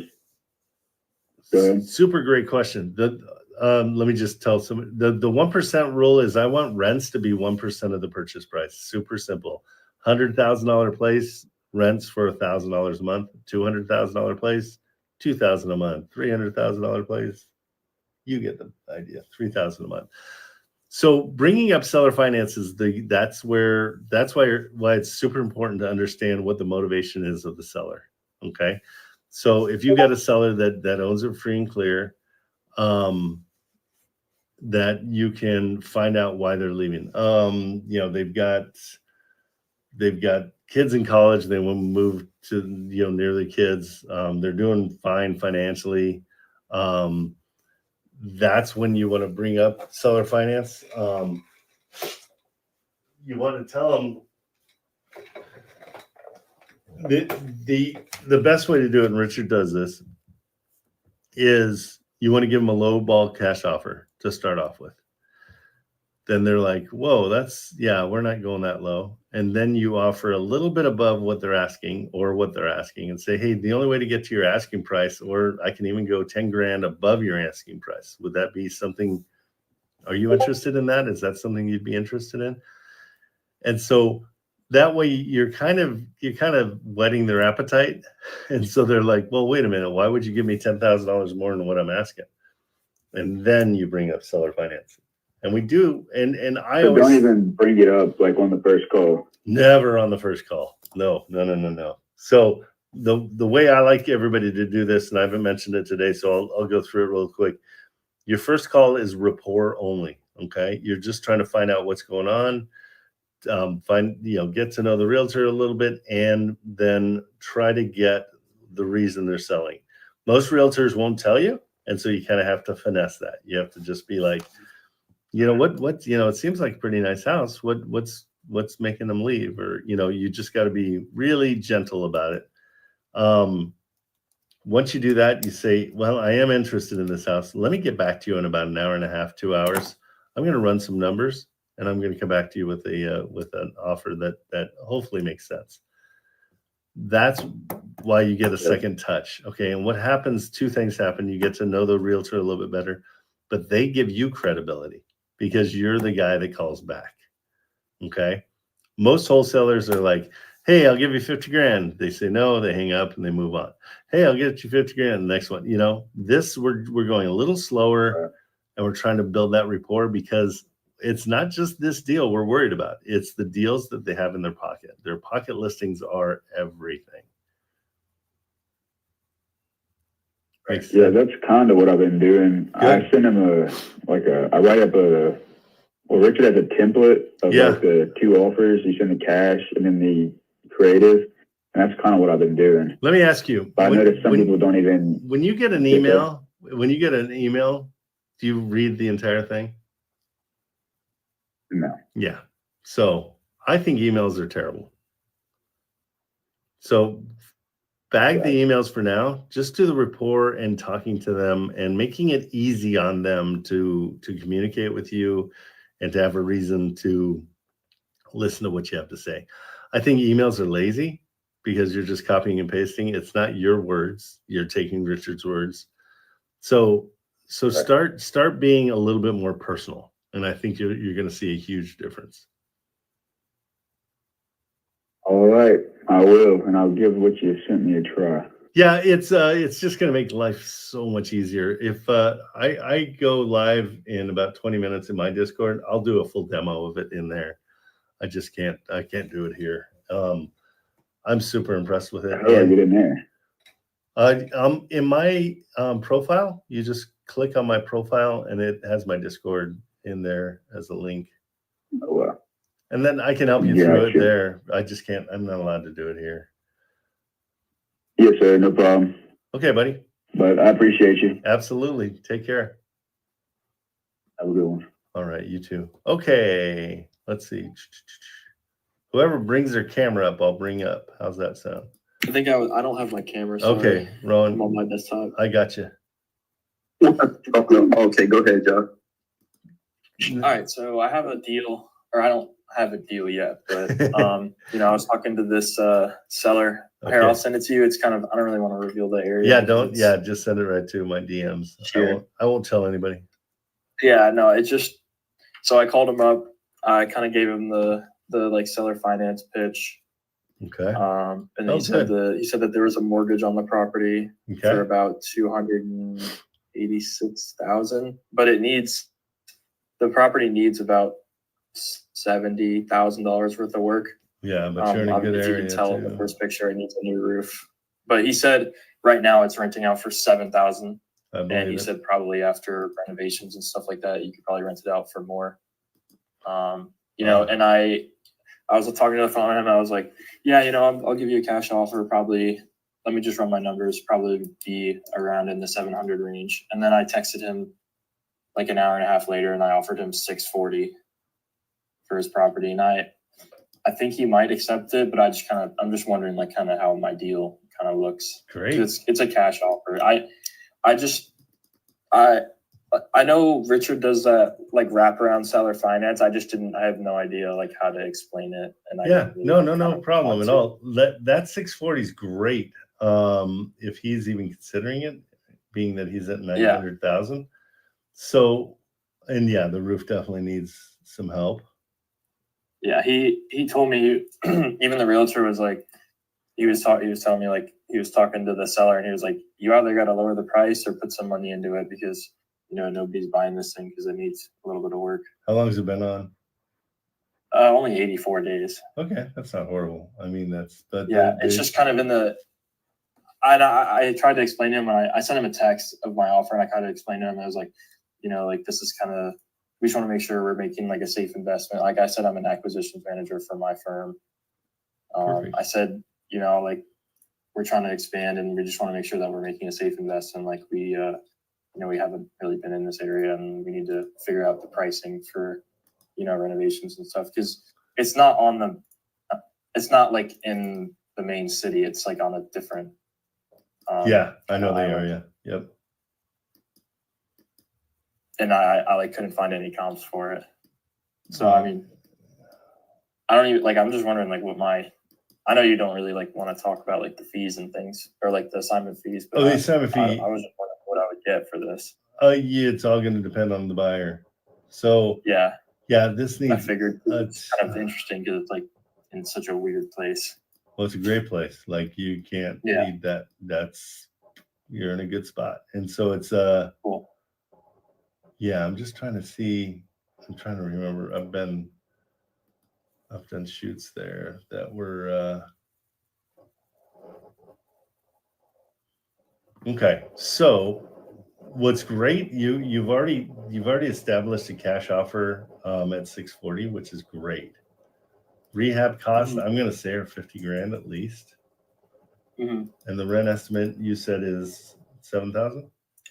He said right now it rents out for 7,000, but on the bottom floor, you can see in the pictures, he said there's two, I forget, it's either 2 or 3. It's kind of confusing. There's either 2 or 3, like 1 bedroom, like 1 bath, like just like rooms that he rents out for 500 on the bottom. He said, you can do what you want with that. Like if you want to renovate it, you can just make it into like one bigger one. Gotcha. Okay. Well, we'll consider it at 7,000 right now. Your PITI is about 5,400 a month. So it doesn't cash flow at that price. So this is all good news because we can tell them, hey, this doesn't even cash flow. So I know they're asking 900. I would stay with your cash offer, but say, you know what, I can do something to incentivize the seller. How about I go $700,000? Okay. With the down payment of 35,000. Yeah. Okay. You said how much was the down payment? Sorry. 35,000, 5%. Okay. I always go 5%. And tell them, so of that 7,000 a month, I like to give. We can go 1,750 a month to the seller. Okay.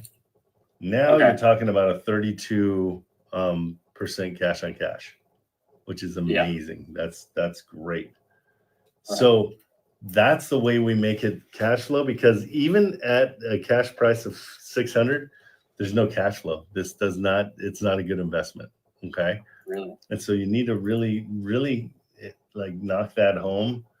I didn't put in rehab costs. Oh, okay. Yeah. Even with rehab costs at 50,000. I'm just using the working offer and I put in all the information. It says, like, if I just use 20% down, it says it cash flow is 1730. Yeah, I've got a cash flow of 2946 and my down payment is 35,000. What did you just say? You said I'm just using like the one that Richard uses, the one that just has the payment and the down payment and then just kind of taxes and stuff. Right. So what are you saying is a down payment? 127,500. Yeah, let's not go that high. Let's go 35,000. Okay. 35,000 for Okay. down payment. The reason we do that, that's where we start. Okay. Richard's buy box is telling you where you end. Okay. Mhm. So I want you to go, and especially since you've already felt them out a little bit, and they know that their place needs a lot of work and that it's not selling, even though it's 84 days on. Yeah, I think you might be in pretty good shape on this one to offer. He said I didn't get the mortgage details and I couldn't find them anywhere, but he said that he owes 286. Oh, he does. Okay, I have it as no mortgage. Okay, that changes everything.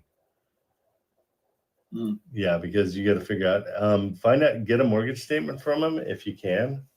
I don't see that it has a mortgage. Let me see here. Yeah, when I was on PropStream, it didn't kind of show.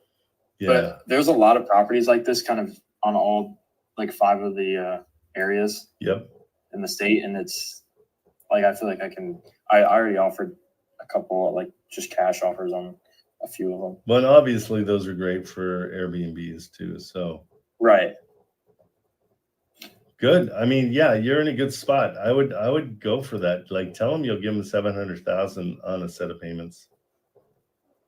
Okay. Yeah, I need to just figure out what his mortgage payment is, and I still need to kind of learn like how Richard does his like wraparounds or so like a hybrid deal. But, yeah. So on this one, since we're doing 1750 to the seller, just back out what the mortgage payment is. On like if he owes 200,000, mortgage payment's probably going to be maybe $1,000. So we'd give the seller 750. So it becomes a hybrid on top deal. On top of the 1750. No. He would. So again, we would probably have to pay $1,000 a month to the mortgage, and then what's left over is the 750 for him. Oh, okay, all right, okay. Makes sense. Yeah, and then I just have a couple. I mean, I kind of wrote down these questions like while you were talking to the person before. Yeah. Like what do you think are kind of the best ways to build rapport, like on your first phone call with a seller? No, great. The agent. Super great question.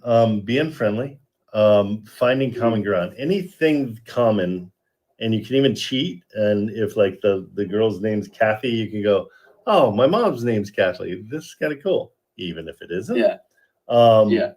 It's just like a quick rapport. The best thing if you speak another language, people don't realize that if they speak another language, they get rapport right away. But it's finding common ground. The best thing ever is when a dog barks in the background and you can say something about the dog, or if you hear kids in the background, you can say something about the kids. Like, oh, you got kids. Oh, how old are they? Oh, that's cool. I've got a nephew that's, this, or you've got a kid that's, the same age or whatever.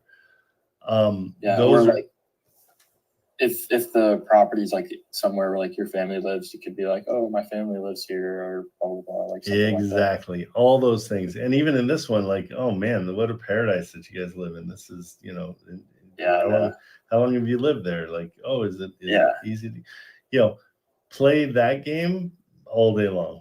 And it really, it's just one of those things. Just be curious about people and show interest in them instead of hammering the property with an offer.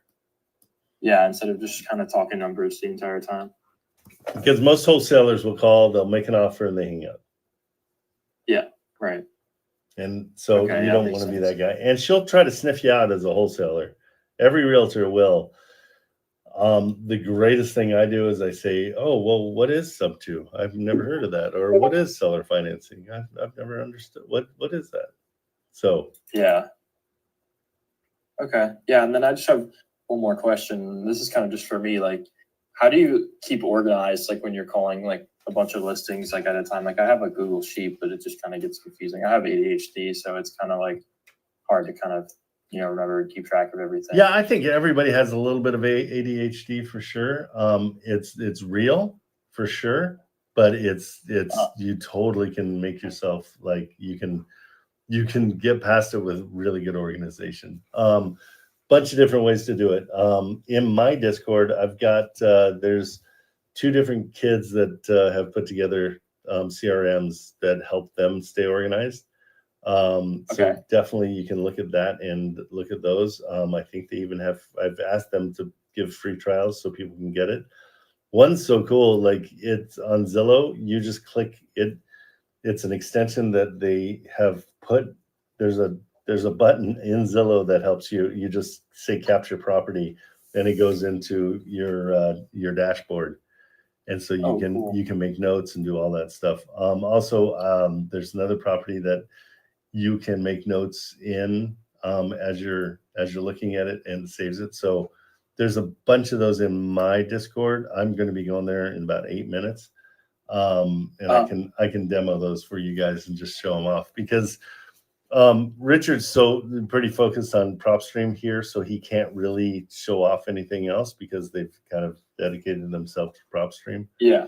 But these other ones, it's all from people that are doing this, and they develop their own way of staying organized. And I love showcasing it. So I think it's really important. And does your Discord kind of do the same like method of wholesaling? I do on market. Yeah, I do exactly what I'm doing here. I just do it there because in this Discord, I ran out of friend. I topped out on all my friends, and so I can't talk to new people here unless I started my own. So and mine's free. You just come in and it's more of it's almost like a hangout, but we're trying to get organized. And where do you I'm just looking at your Discord. Where should I find that CRM?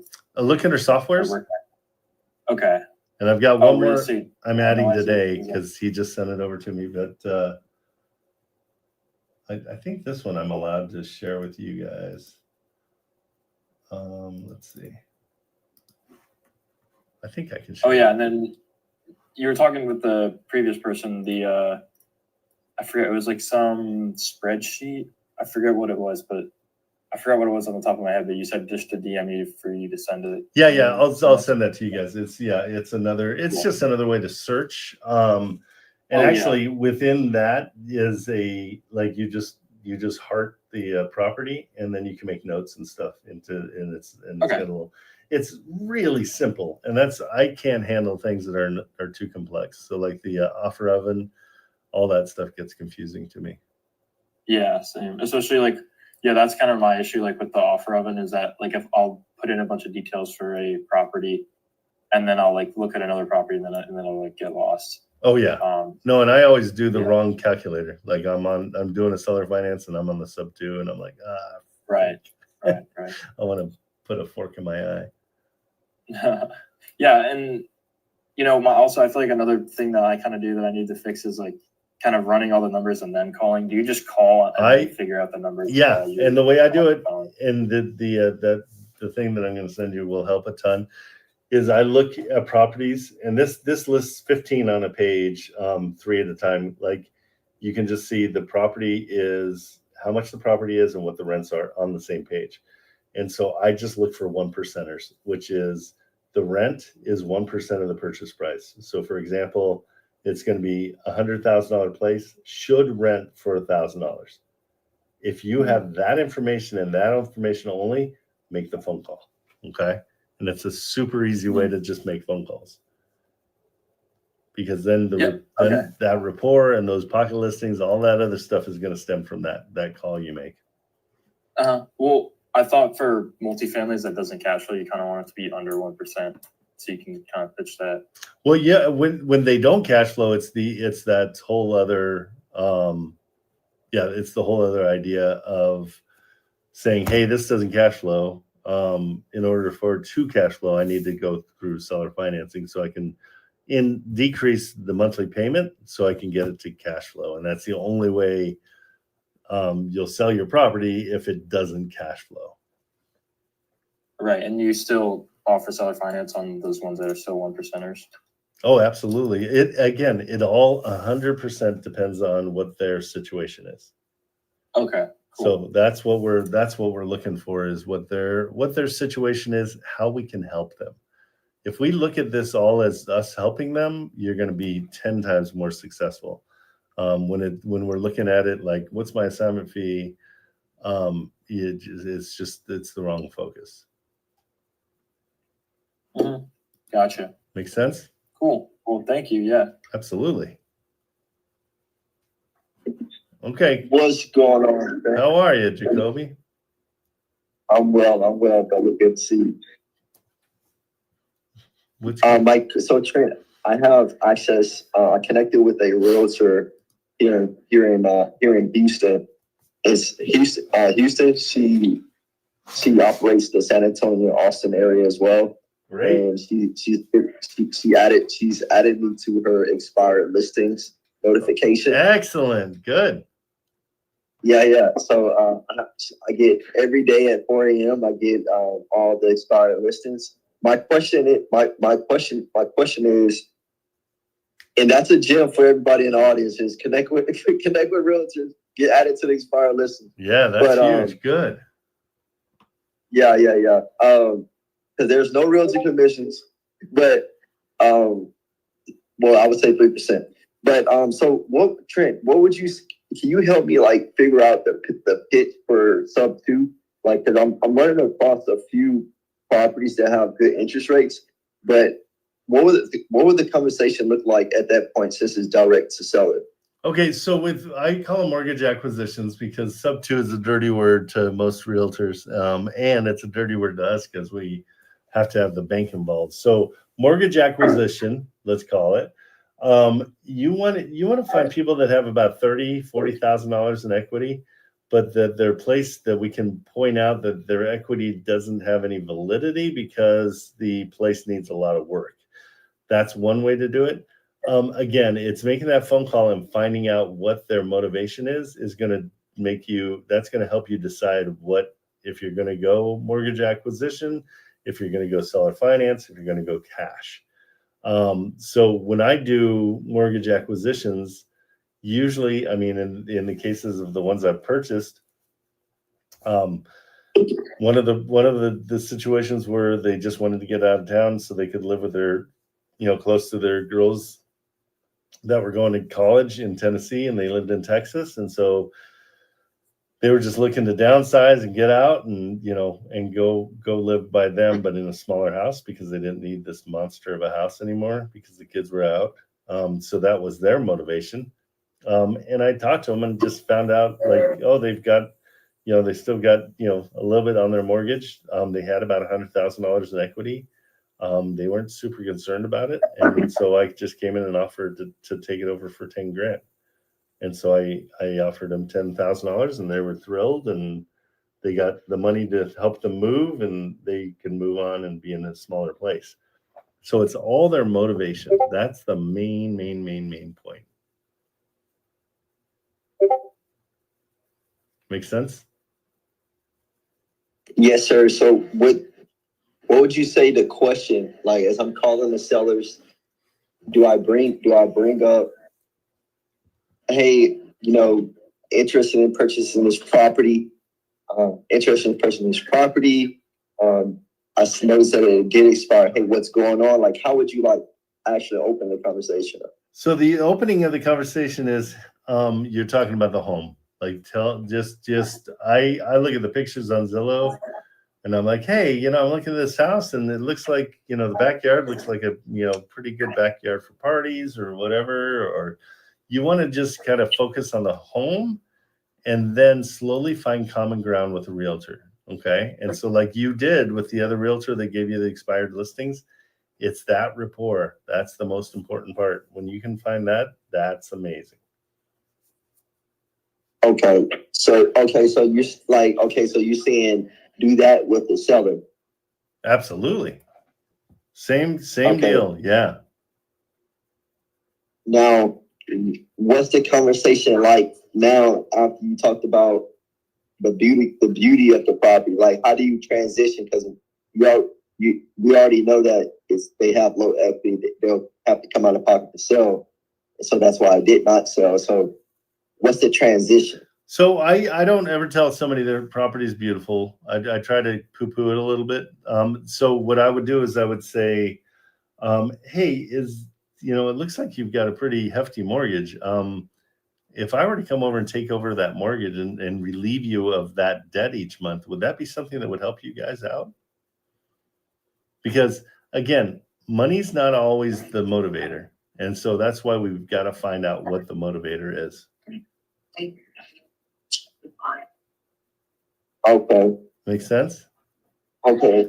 Yeah, looks like you got a hefty mortgage. If I was able to take over the that debt.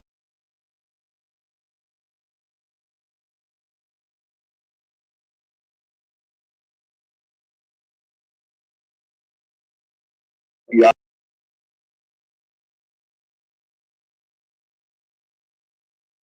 Like a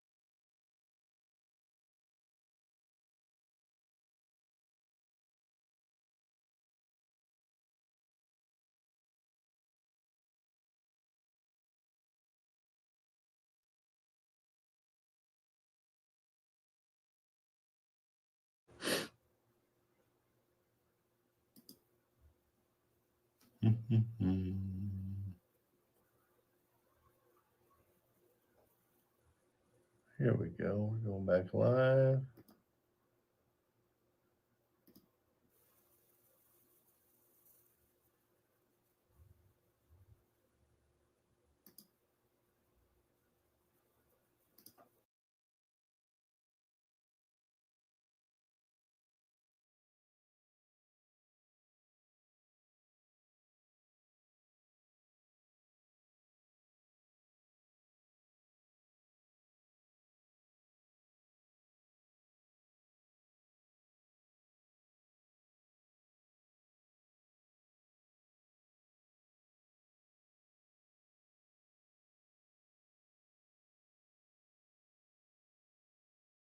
Is I can show off the things I'm talking about where I'm kind of not very specific about them because Richard asked me not to talk about them in his Discord. All right, John, what's going on? Yeah, so I have some realtors breathing down my neck, so probably that's a good thing I'm on here. So I have one deal here specifically. I DM'd you. Okay. It's in Memphis, Tennessee. Okay, good. And okay. And so there is one duplex where one is rented out. Okay. The other one is vacant, and then there's also another a single family detached home as well too. The realtor said they're in the same lot, so my assumption is that it is all under same title, so it's like a package deal kind of thing. The second house is, I don't know, it's pretty close to kind of, it's next to being condemned, I guess. There's like holes in the stairway, and there's a I don't know, I saw a little wood board connected to the railing or whatever. On the pictures. So she said that the duplex and that house altogether would be $155,000. I looked up the duplex on Buy Box, and it said it was listed for $170,000. And the other house, I'm just kind of going off of in the area of Memphis. I've seen similar houses in that condition go for 30. So I'm just going off of a rough listing price of 200,000, and then she's offering it for 155. Okay, and how many doors? How many doors? How many doors total? Yeah, how much? So there's 3 units. They're all duplexes? The doors. So doors, I just mean how many units for all of those? That's what I'm asking. Oh yeah, so there's 2 units in the duplex. It's kind of it's a weird looking duplex. I kind of had to look at it a couple times, but I do see there's 2 units in there. One is occupied, and then the other one is just a single family detached home that needs a lot of work, basically. Okay, checking it all out here.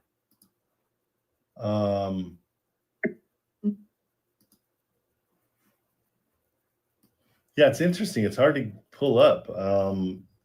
Your link has a bunch of. Is there like a drop? Oh, the single family? The whole thing, like the address you sent me, I got the Dropbox for it, but I'm trying to find that address. Yeah, the duplex, like I could still pull up on Buy Box. The first one, the second one I couldn't find. Yeah, 382. I'm having a hard time finding. Yeah. Okay, so the first one is better. And so the first one cash flows, and then I guess the second one, I'm assuming it's under the same title. So she said that it'd be really difficult to split them. So I'm assuming they're under the same title. So those 2 properties for she's asking for 155. I'm assuming the second one's off market. I just never been sent this type of deal before. Yeah, so. it's interesting. Yeah, the way she put it together is interesting. Okay, so the 2630 is 166,000. Is that right? And That sounds about right. Yeah. And that's a single family. That's a duplex. That is a duplex. Okay. Yeah, it is a duplex. Yeah. And everything, all these are off market. I'm thinking because I'm not getting very many. Yeah, probably. I can only get the first one on buy box. It'll only give me something. The second one, I couldn't get anything off of it. Okay. Well, we got not a whole lot to go on. Do we know is there a mortgage on these or no? Not that I know of. No. Okay, so they own them outright. What are you thinking? What's your strategy on this one?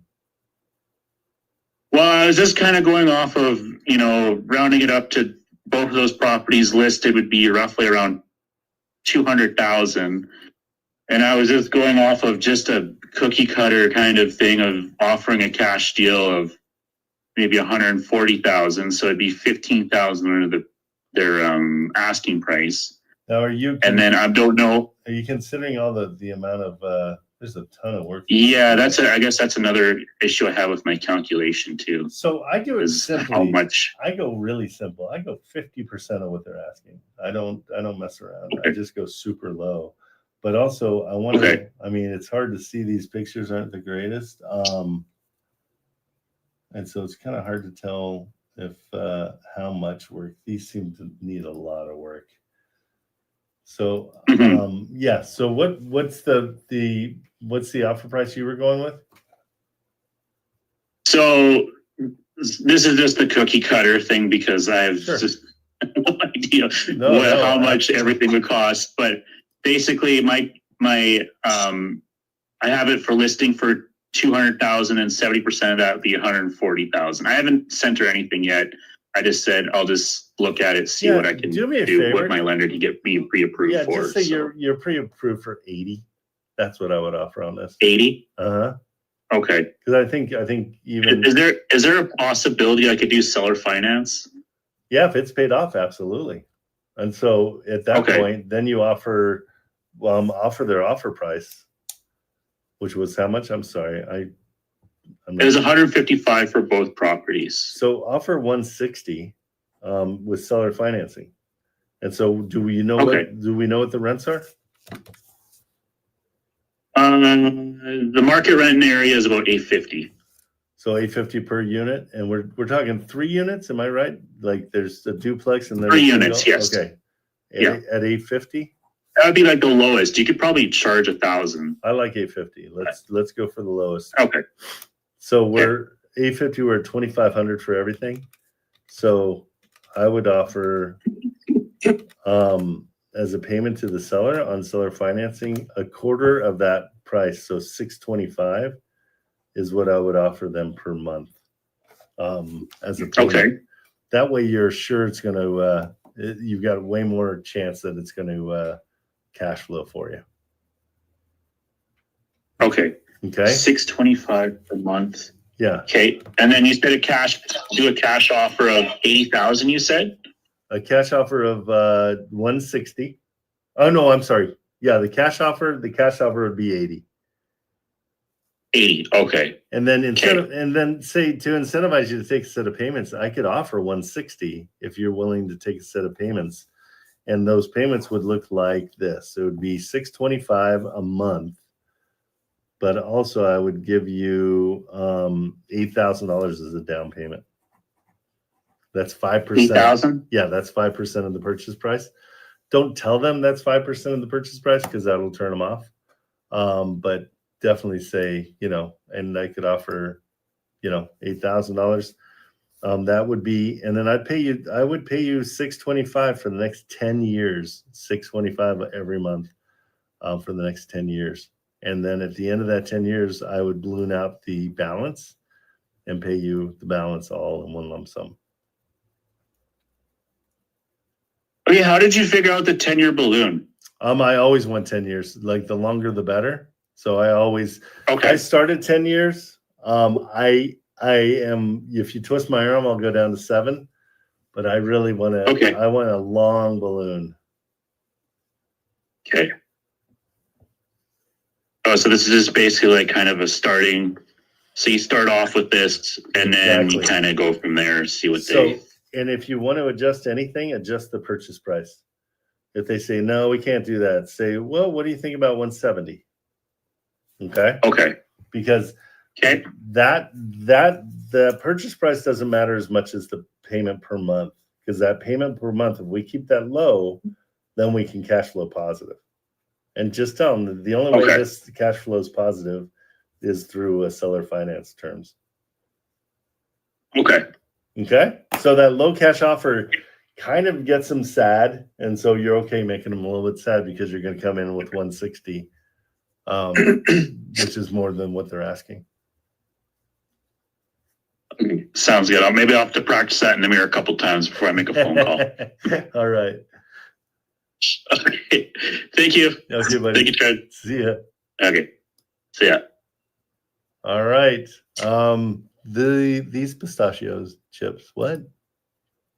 This. Hey, how's it going, Trent? Oh, pistachios. How are you? You like pistachios? Gamer tag. Yes. It's like embarrassing gamer tags. We should do a whole book on embarrassing gamer tags. Okay, what's going on? Yeah. So I've sent you a DM. Okay, great. I've kind of got a property that I think I've got it for kind of a crazy steal, but good. I like this. But it's like a kind of confusing property to like comp and so I've sent you in your DMs. I got it. Let's see. It's 2 properties and it's on 1 lot. So it's the main house and then there's an ADU. Okay. Now, are they selling them as 1 unit? So the ADU is yeah, because it's on 1 lot. I don't think legally you can sell them separately. But I kind of just called a list of expired Zillow listings. Good. And he was down for it. I got him to 135. He wanted 175. Okay. So I've got him at 135 for the 2 of them. And I'm wondering how to I mean, I can give you my comps. Let me see in my What are we looking at for rent? CRM.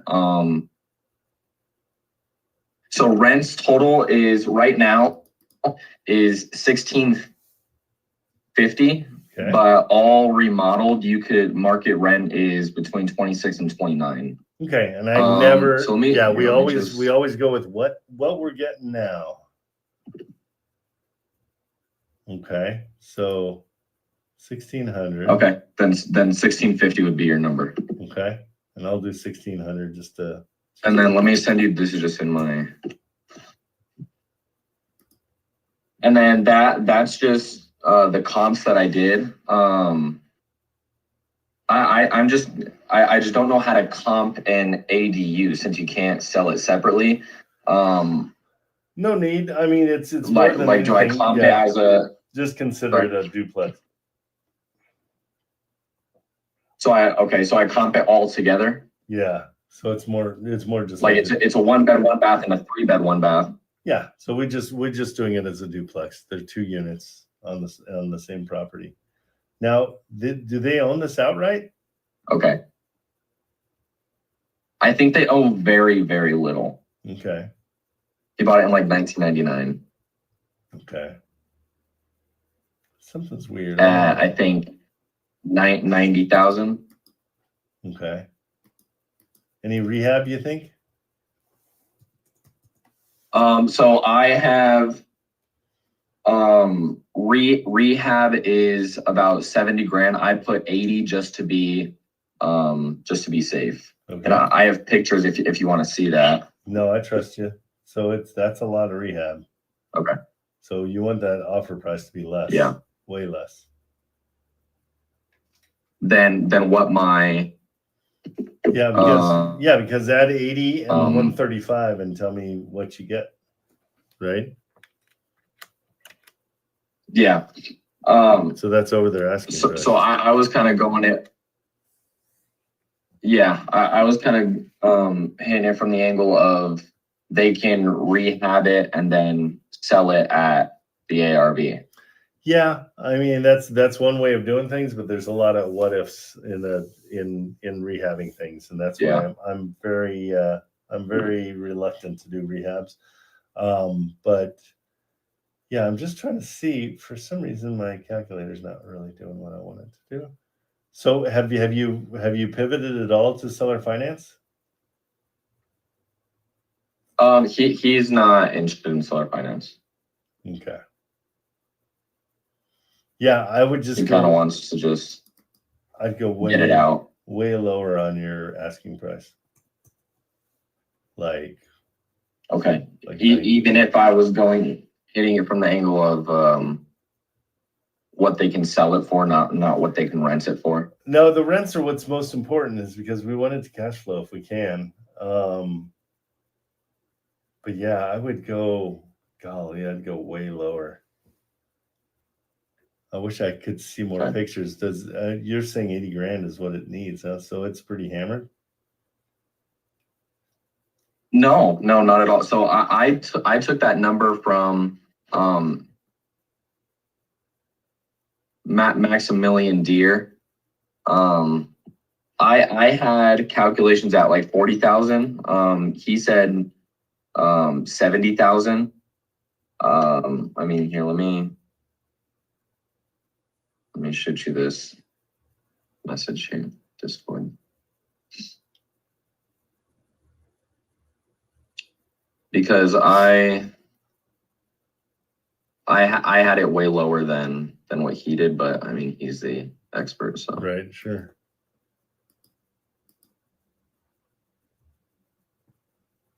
And then let me send you that. You think the ARV on this is 400 grand? That's what others are. So I did it as a 3-bed, 1-bath. What ARVs on 3-bed, 1-baths are selling, and then 1-bed, 1-baths, and then I kind of combine them. Yeah, I think your ARV is way high. Let's do a quick. Zillow has a little extra map down near the bottom on the Zillow ad. So check out that map, and you'll see nothing in the entire neighborhood is above 200 grand. It's all around I kind of just. Yeah, your ARV is. I was just under the impression that you comp them separately, so. No, yeah, it's 2 properties. Well, no, I mean, just like here, let me share my screen real quick. So I use this map, and it makes life easier because you don't have to do there's a whole comp, whole way that Richard does this comps that are, I think it's time consuming, and I want to do as little as possible with researching. I want to get to making the phone calls and making the deals. Okay, so here's the Zillow thing. Here's what I do is I go down past this map. There's another map. See this one? Click the arrow here, and then go to lot lines and see what I'm seeing. 63. This is your property right here. It's not loading up. Oh, you're not seeing it? Hold on. Is that now? Are you seeing it?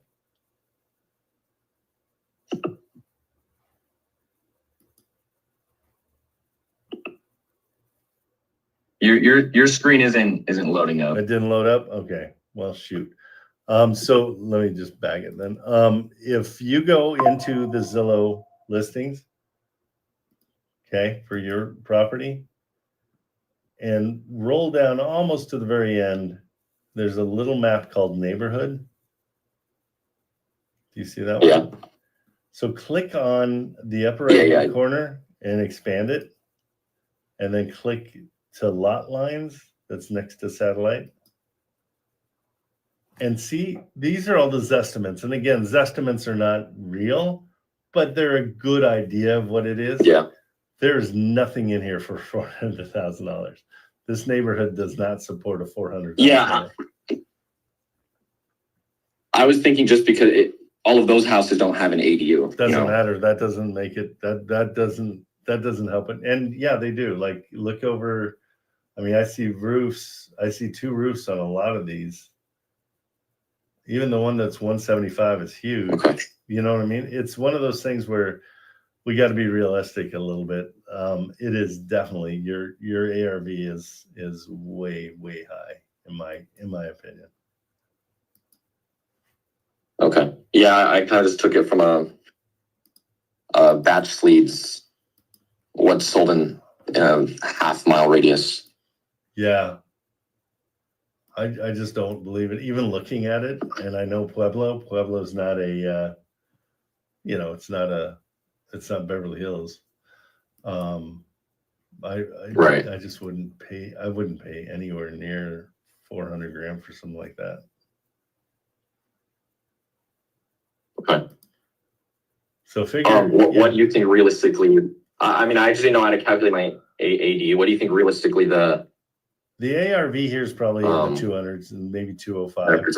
Yeah, I would say that's why I want you to go with a really low cash offer.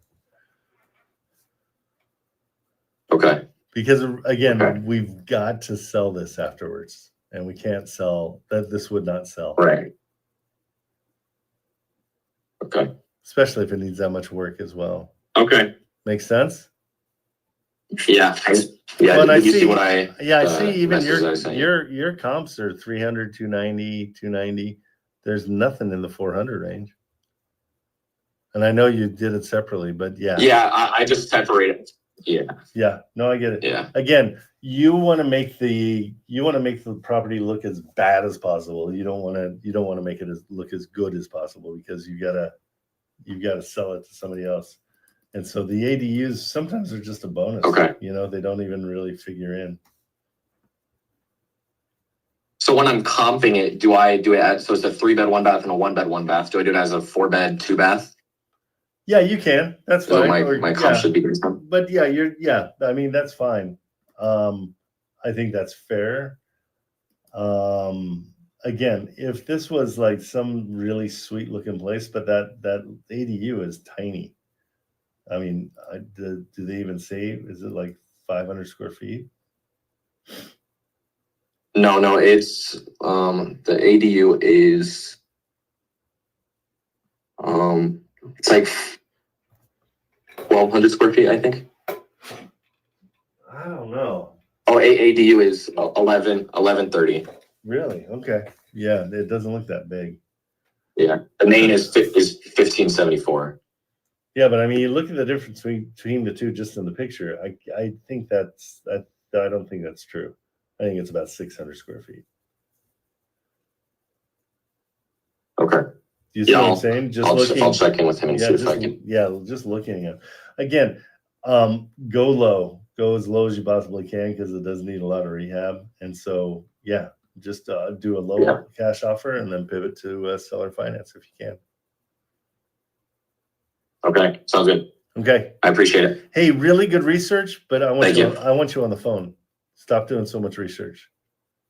Seriously, like start. Yeah, I mean, I've talked for where I was about to go under contract with this guy pretty soon here, but I wanted to know. Sure, no, I would Your sign thoughts? I would sign that contract all day long if I were the seller. It's not a good deal for the buyer. Yeah. At all. Okay. Okay, so it's easy to get contracts, but it's hard to get contracts that are sellable. So we got to really be a little bit more discerning on that. Okay, thank you. Okay, bud. Sorry to beat you up. No. It's good to hear that. Okay, cool. All right, take it easy. Thank you. All right, Johnny, what's up?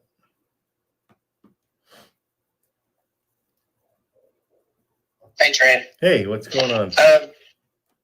So I put in an offer on a 4-bedroom house in Chattanooga, and she texted me back today. I think she's a little confused about the trust. Okay. I was just wondering if there's an easy way to explain that to a customer, to an agent. Where are you guys at with it? So she's up for it. She wants to do a mortgage takeover. I think so. The wife and the husband have split up, and the husband's paying the payments on the mortgage. It's sitting empty right now. Okay. It was renting for $21.80 just a few months ago. Okay. But they've both moved to Texas. Okay. And the last message she gave me was, so the mortgage is in her name. He just pays it. They're a little confused on how it would all work out. Okay. So she's not responsible for the mortgage at all. Is that correct? Correct. Oh, okay. Well, you're good. So the entire thing goes into a trust, and the sellers own 10% of that trust, and the new buyers own 90% of the trust. The 10% is purely for them to bring their mortgage in, and the reason we're doing it this way is if the bank gets wind of it, they're going to ask for a due on sale clause, and so they're going to want they'll want all their money right then. What we're trying to avoid is like how much do they owe and what's their interest rate? They have a 5% interest rate, and the balance $253. Okay, and what are they paying per month? The mortgage payment is $1,427.95. The tax is $140, and the insurance is $100. Okay, so about $1,600 for everything. $1,667.95.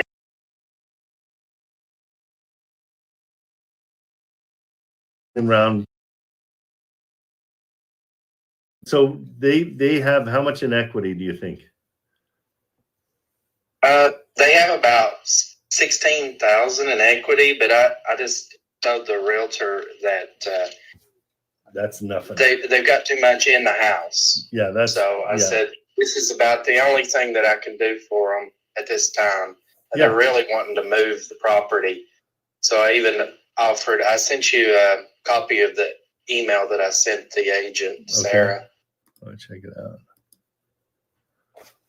I was glad.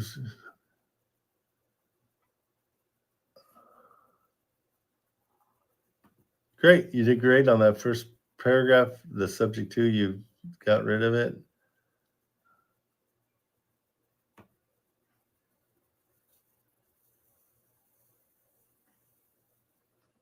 Great. Good. Too much. Don't pay them $5,000. Yeah, they only have 15 grand into it. And this is 1613, right? Is that the address? So right now I can look at it's it. It's a 4-bedroom. I can find 15 grand in repairs that need to happen. We got to redo the front porch. We've got to the landscaping's terrible. I mean, they did a nice job inside, but we won't tell them that. Everything else looks pretty clean. Do we know if the roof, where we're at with the roof? Anything about the roof, but it looked like they did a remodel before the last tenant, and then after this last tenant from about 3 months ago, they went back in and kind of touched up everything. Okay. So anybody that has 15 grand in equity, that's nothing. And so I come in and offer nothing. The landscaping, that concrete pad that is hammered out front, that would be a point of order there. Like, I'm like, hey, I've got to get rid of that. The driveway needs to be resurfaced. The hot water tank that's just sitting next to the washer dryer needs to be placed somewhere else, or at least it needs to be enclosed. It probably needs to be in its own room. Yep, exactly, because that's a weird way of doing things. Yeah, so those are all things that I use to say, hey, I'll come in. I talk to the realtor and I say, hey, they're not going to get anything for this house. This is, if I take over this mortgage, that's it. I can't offer anything down payment. I will go as far as to go 50-50 on the closing costs, but they're in a situation where they might have to come to the table with money. And that's just the deal. And so I talk to the realtor and say, hey, are you willing? I would pay you $500 and I'd pay the closing costs if you're willing to take just the $500 and then let these guys walk away and I'll just take over their mortgage. That's where I'd go with this. Kind of thinking at the start, but I had another person help me a little bit, and that's where we come up with the 5 and 5.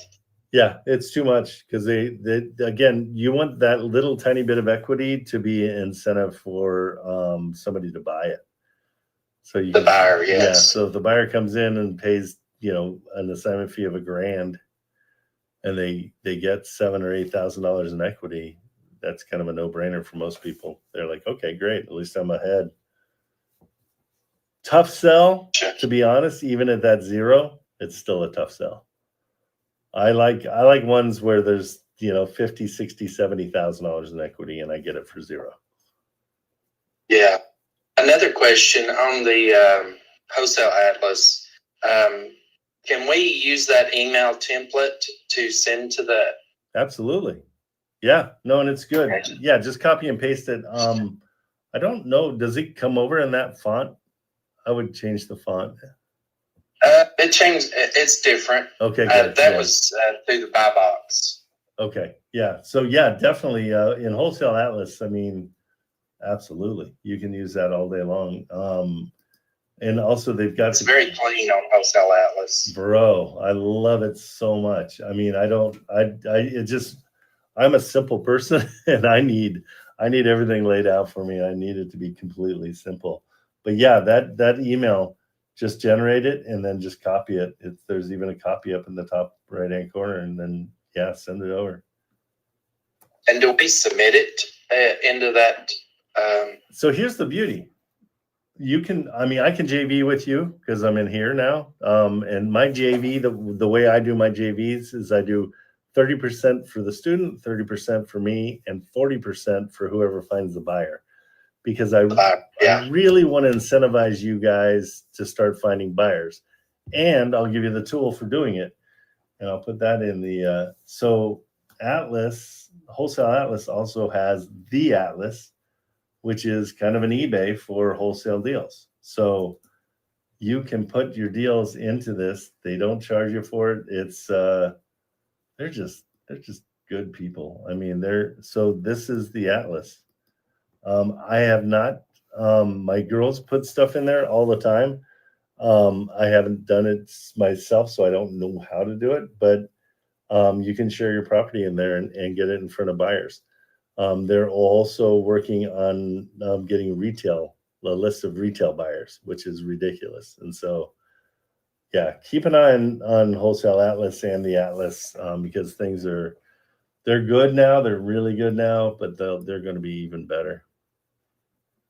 Trent, sorry to barge in. Atlas is more so like investor lift? No, it's like PropStream and Investor Lift. So the Atlas is more like Investor Lift, and then the Wholesale Atlas is a search engine, is a way of searching properties. Wow. Okay, I never knew that. Thank you. No problem. And I'll put I'm gonna put 7 days free in the chat. Marilyn will put it for us. She did already once, but yeah, she'll put it in the chat and it'll make life easier for you guys. It's so easy. I don't know why I'm not able to share right now, but I can do a demo for you guys. But there's 7 days free in the chat. And the good news is it's not the same price as PropStream. It's less. It's $75 a month. Yeah, no, and you will be on the phone with a realtor so much faster with that. I can't even tell you because, oh man, I wish I could. Tell me if I'm sharing my screen or not. Let me just see. The good thing I like about it is it has the realtor's name, so you don't have to go try to find their real phone number instead of the office phone number. Yeah, they do everything right for. I mean, it's all pretty turnkey. Yeah. Thank you, Green. Here's their, can you see my screen? Oh, hooray. Okay, let's just, I don't want to use yours, so let me do this real quick. So this is the best part of the whole thing. I don't know if you guys seen this part yet. Pick a city, any city. Let's say Colorado Springs. Okay. Good population, 600,000 in Colorado Springs. This is the lead generation for the wholesale atlas. It takes a minute because there's a ton of they're pulling APIs from Zillow, from the MLS, and I think PropStream.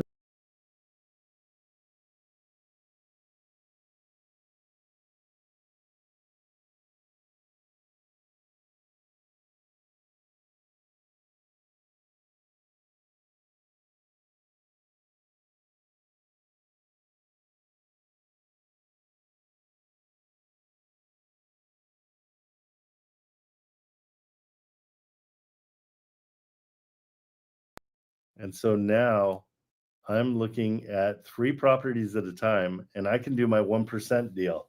So this one's $90,000, 1%. This is $1,550. I mean, $1,550 for the rent. So my rent is well within the 1%. $1,610, almost at the 1%. So something to call on. Almost something to call on. So now we get a little bit higher. So this is 14 to 1. I wouldn't call. But as you go through it, you can find ones to call on. So maybe Colorado Springs is not the best rent area. But 199, the rents are 16. But it's so okay. Here we go. Section 8 rents 3,000 on this one. It's 195. 100% call on that one. That's insane. Do you see how easy it is to find them though? It's so much quicker. 1750, 199. Yeah, we're probably in the right ballpark on that one.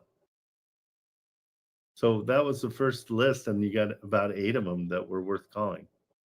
Well, here's a good one too. This also shows us their equity. They're upside down. So there's a story for this one. So let's call on that and find out what's going on.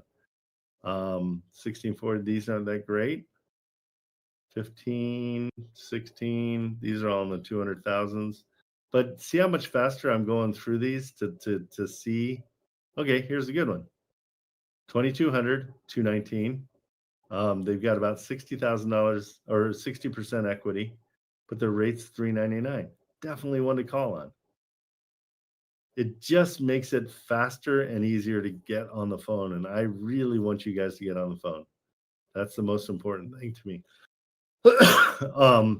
You can decide if you want to just search for seller finance or the mortgage takeover or hybrids. You can also search by that. I like to just do the price. And then even if you want to go up a little ways and see if there's a like, let's go to page 4 or 5 and see. So we're still in the 250s. These are all mostly condos, but I don't mind condos as long as they rent. So 2,300 to 255, that's okay. I'd give that a call. 1,700s, none of those. But I'm looking through so much faster. 2,300, 259, we might be able to talk them down. So let's call on that one. But that's what I'm saying, guys, is it's just an excellent way to do it. I also find good stuff in like, I think Chattanooga is one that I like too, because they've got, once you find an area that has has high rents compared to the purchase price, those are the cities I like to search.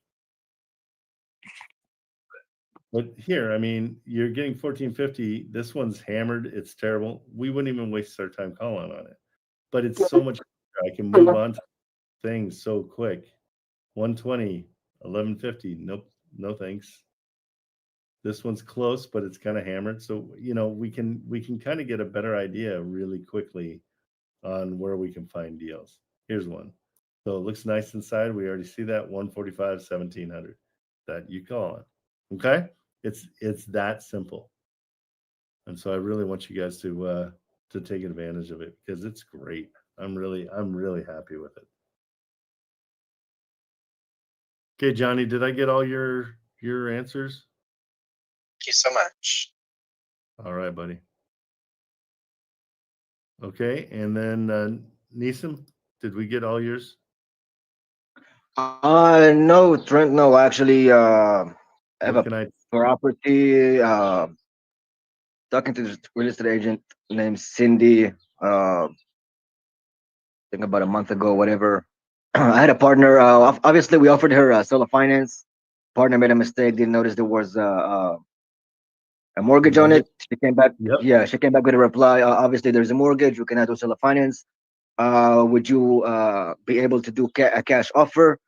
My partner again sent her an email that I don't know. It told her something stupid about, oh yeah, we specialize in wrapped up and whatever like that. Obviously she still haven't answered back. It's been a week now, but I thought of calling her. But I wanted your opinion on that. So they originally listed the price for 595. They dropped it down right now to 535.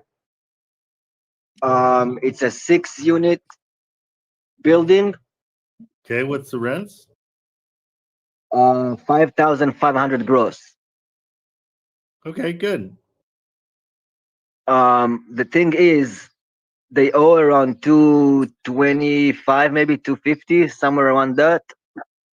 Okay. They have a payment of 1,498 to that mortgage with a 4.5%.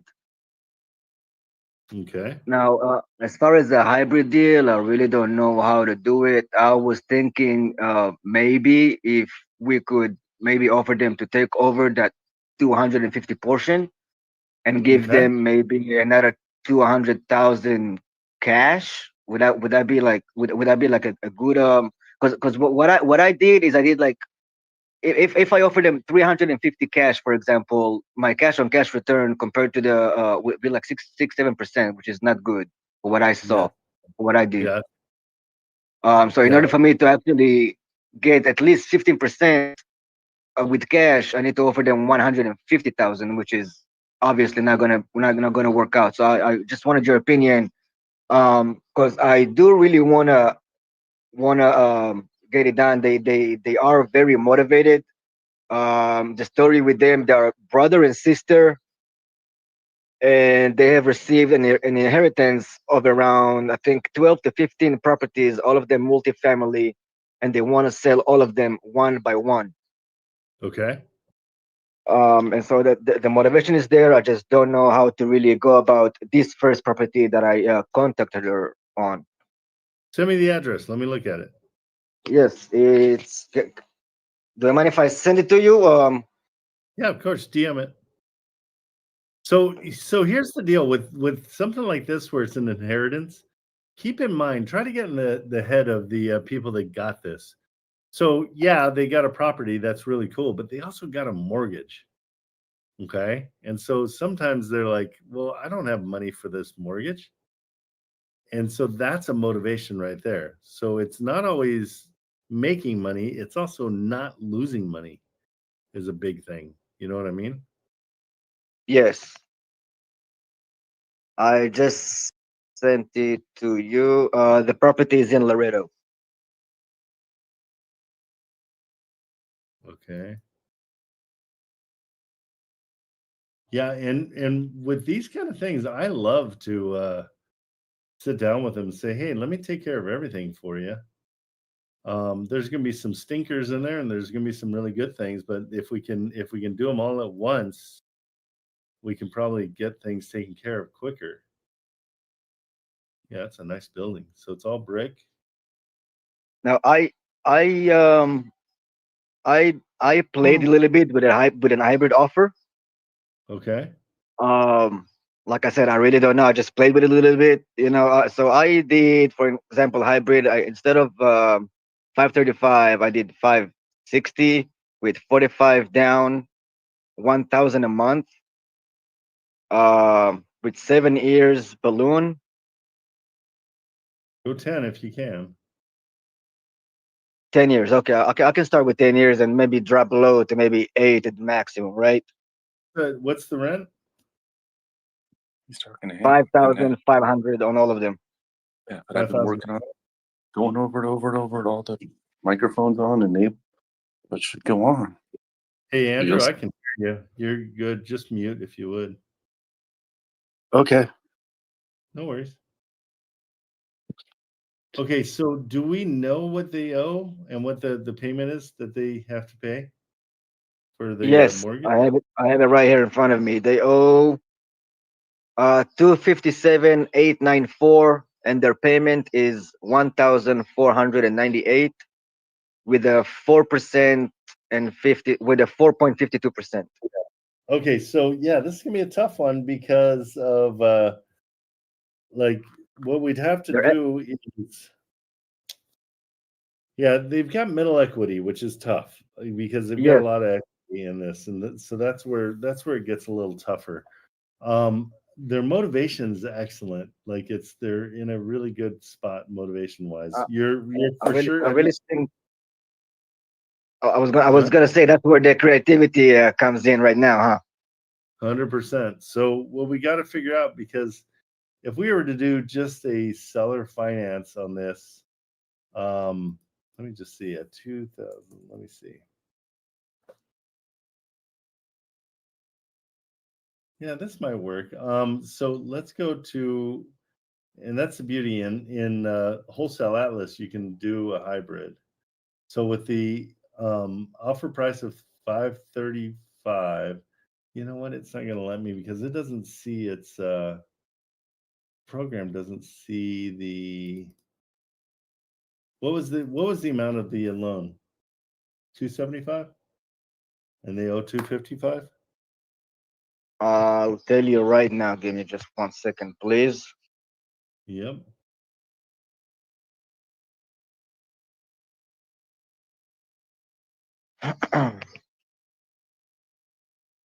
Okay, the amount on the loan was 295, and the owe 257. Okay, hold on. 295, 257. Yes, it's what they owe. Okay, and then the payment per month is 1,500.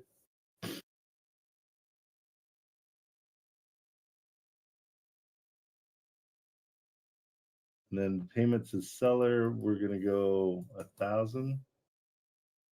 We could still cash flow. Yeah, that wouldn't be a problem. So do this. Go with your hybrid. Tell them we'll give them $1,000 for their equity, and then we'll pay their mortgage off.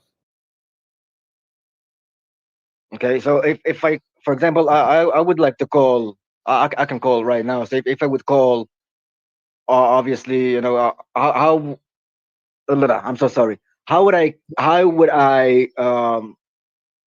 pitch it to where she would be maybe in interest in it? Yeah. So tell them, say, here, do you see my screen? Yes, sir, I do. Here's your offer. So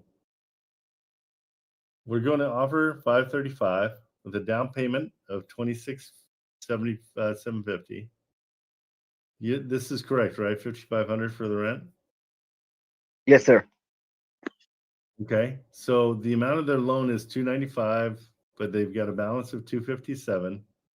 So they got about 50% equity at 4.5, and their payment's 1,500 a month, right? So these are all things I've plugged in here. So that gets our PITI to 2,400. We're going to offer the payment to the seller at $1,000.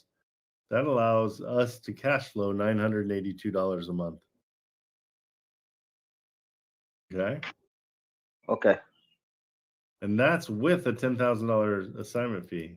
The numbers gets better the lower we go. Of course. Yeah. Yeah, let's go to nothing there. You're at 33%. That would sell. That's my God. Wow, that's really nice.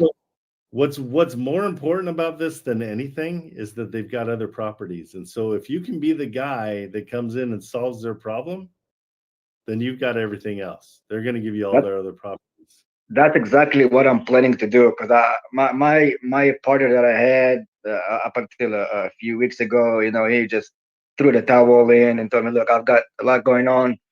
Do whatever you want to do."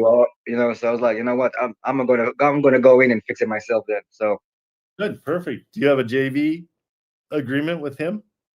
no, I do not actually. There's nothing written. So good. Then you're all good, and yeah, you can do this. I'm more than happy to help you on this. This is what I love. I would love your help on it, and I don't mind even taking 20%. Like for me, it's all about proof of concept. I just did I'm more than happy to help. Not a land deal, but how do you call it? Like I wholesaled a lot in Oklahoma City. Okay. Didn't get much on it. Didn't get much on it at all. I got like 2,500 on it. But like I said, to me it was like, okay, it works. I can do it, and right now I'm running. So well, and on this one, I feel like the assignment fee, if we keep it nice and low, this will be very sellable. But then we multiply it because there's other properties, and so that's why I never say what the assignment fee is, because I don't know what it is, and so I don't try to put it in there. But yeah, let's. You've got that's the student help form in the chat. That's my JV, and so yeah, let's work on this. I would love to talk to the heirs of this and just say, hey, this is what we do. I've been in the same situation, so I know exactly where they are, where you have to, figure out what you're going to do with properties that just kind of fell in your lap. It's exciting and it feels like you won the lottery, but then somebody's expecting $1,500 a month out of you, and you don't want to manage them, and you don't, it's like this isn't something you wanted to do, and it's a nice property. I don't think this is a problem at all, and it's in a good area. Yes, it's really, really nice. And all their other properties, she sent me actually. They're not on Zillow. They're not on anything. They're like on the MLS of them. Like she sent me their actual email, whatever, like that, with all the properties. Man, they have really nice one. Man, they have one for like 40 properties, 40 units that they I think selling for like 900,000. Okay. Yeah, they have a lot, and all of them are like, all of them are in, all of them are rented out, rent ready, really nice condition. They just want to get rid of everything. Well, good. Let's get together with them. I'd love to talk to them. Is there one realtor for them all? Yes, sir. Yeah, one realtor for all of them. Okay. Yeah, let's I'd love to get on a phone call, maybe even today or tomorrow, and see what we can do. Let's help them out. Yes, definitely. So I would go right now. Just walk me through the process real quick, so I would not make any hiccups. Yeah, no problem. So in the chat, Marilyn put in our student help form. And yes, so I see that. Yeah, so just fill that out. That keeps us organized on our side. And that's my new we do a new joint venture split. That's 30% for the student, 30% for me, and 40% for whoever sells it. So you got a potential of getting 70% of this 70%. if you find the buyer. If we find the buyer, then so I like doing that because it creates competition. And so now we're both like trying to chase the buyer and trying to get it, because we both want that 40%. Yes, definitely. It also motivates. I really like that. Yeah, I think it's better for everybody. I think it's something where, you get to learn that other side and get a proof of concept there, because I think that's a good. I think we could do something with this. I truly think I truly think that finding a buyer, it's much easier than finding a seller. Yep. That's my opinion, though. That's only my opinion. No, that's great. It's not true, but yeah, that's well, the buyers are hungry, so it's like, and this is a good property, and we're giving we got good numbers. I mean, what I meant to say is, like, if you have a good deal, the numbers works, a buyer would come. Like, it's not like you need to go find a buyer for that deal. That's what I meant to say. No, I know what you mean. For sure. Okay, cool. But yeah, Trent, thank you very much. I'm gonna go ahead, get off over here. Gonna put all the information needed in that form you just sent me, and we'll go from there, man. Thank you very much. Awesome. Looking forward to working with you. That would be fun. Yes, sir. Yes, sir. You have a good day. Okay, buddy. See ya. Bye-bye. Okay, guys. So that's how it's that's a good one. That's great. Okay, who else is here? Let's see. Oh, Outlaw, get your butt up here. Okay, guys, here is somebody who is making life easier for everybody. Your camera working? It's I'm at home playing Mr. Mom right now. So with some storms rolling through, our internet's not the most stable. No problem, no big deal. Hold on just 1 second. Just trying to seems to work a little better if I keep my camera off, but okay, keep your camera off. But guys, I want to introduce you to Ryan. Ryan, if you go into softwares on the left side, where did I put it? It's called Real Estate Deal Analyzer. All right, I'm gonna bring it up and let you guys see it. He has put this together to make life easier for you guys. I'll put it in the chat as well. But Ryan, if you want to pitch it, let's pitch it. Yeah. Let's see. Do you want me to show my screen? Yeah, that'd be great if you can. Let me do that. So what I love about this, and what when he showed it to me, it works with Zillow, and it puts a button into Zillow that says capture property, and then that keeps you organized. It captures the property for you. It's super simple. I love it. I love it. I love it. So do your thing. All right. I'll let you take over. I think you'll have to give me permission to share my screen, but is it not doing it? Not yet, anyway. Why is that? I see you watching.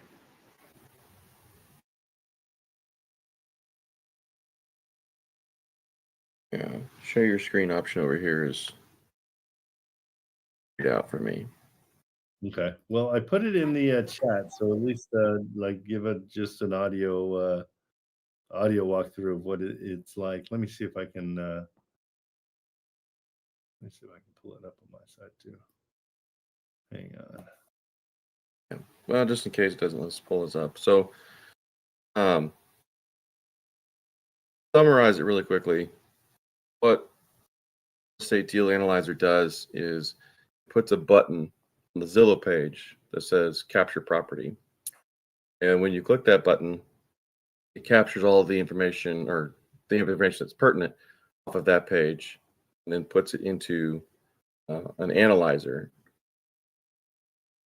Okay, you seeing it on my side? I just got a generic. Turn off my, make sure my internet doesn't drop out in the middle. Okay, I'm just gonna pick a generic place in San Antonio. Okay, whoops, that's not one. Let's do something better. Are you seeing my screen? I am, yeah. Oh geez, these are all. Am I just hitting nothing but off market? None of these have prices. What am I doing? Okay, I've got to hang on. I think I've got the wrong. There we go. That's my problem. I'll look at the ones that are for sale. There we go. So, okay, this is just a generic property, guys. But here's the genius part of this whole thing. And it looks like it's part of Zillow. That button. You click there. And now my property's captured. And then I can go up here to my extension, and there it is. That's my property. And so I can go to the full dashboard. Because I don't know what that one is. So, and what you can do when you click that extension drop down box in the upper right hand corner, what's really cool is you go down to the analysis right there. You scroll down a bit, and so this is the calculator, right? So you can put in. It already has a listed price for you. You can put in your offer price, the down payment you want. If you just click the down arrow on that interest rate right there, Trent, you will see that, click the down arrow there. As we change the interest rate, the payment changes. Oh, that's so it's calculating all this stuff out for you. right? If we change the amortization, all that stuff should change with you, right? Actually, I wish I could show my screen because I can just blow through it. But so as you scroll further down, you'll notice that at the bottom there's a save analysis. You'll save your analysis there, and then you can hit view on it. If you scroll all the way to the very bottom, unfortunately, it doesn't work on iPad, iPhone yet, Chrome extension only. But so it spits these out. Now, again, we're not doing an actual analysis right now, so we're just kind of demonstrating. So don't take these numbers. We've got, now that we've done analysis, and you're going to want to go through that calculator and actually like make sure each field is what you want it to be, right, when you actually do this. But then if we go back to the full dashboard, which actually is right there, and then you'll see that the property card is updated already, right? If it doesn't, you just hit the refresh data in the upper right hand corner. Then if we click view details,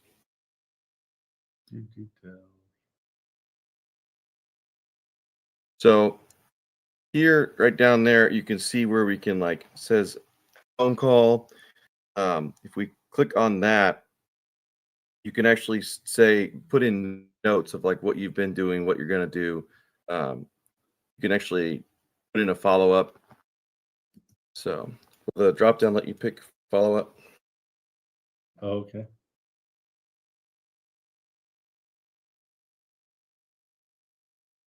So you schedule out your time, you want that follow-up task to happen, right? Then you just hit save note, go back to the main dashboard.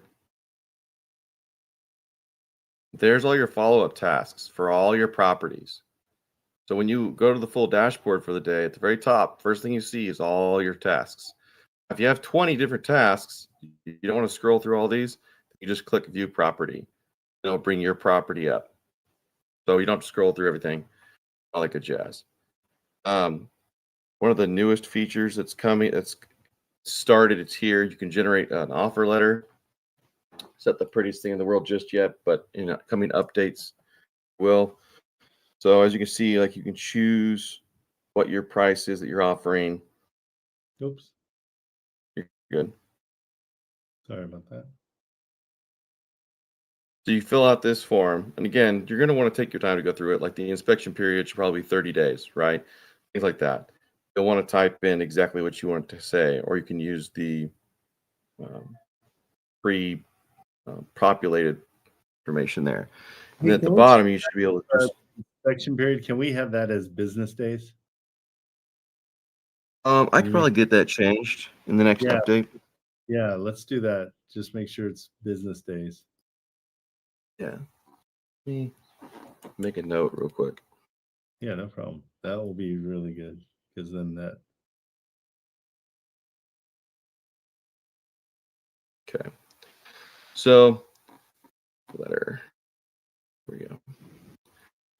And as you can see here, your contact information is blank, right? Go ahead and generate your offer letter just so you can kind of see what it looks like. But so the contact information, if we go to the, there it is. Okay, downloaded. Yeah, downloaded. And where did my download? There you go.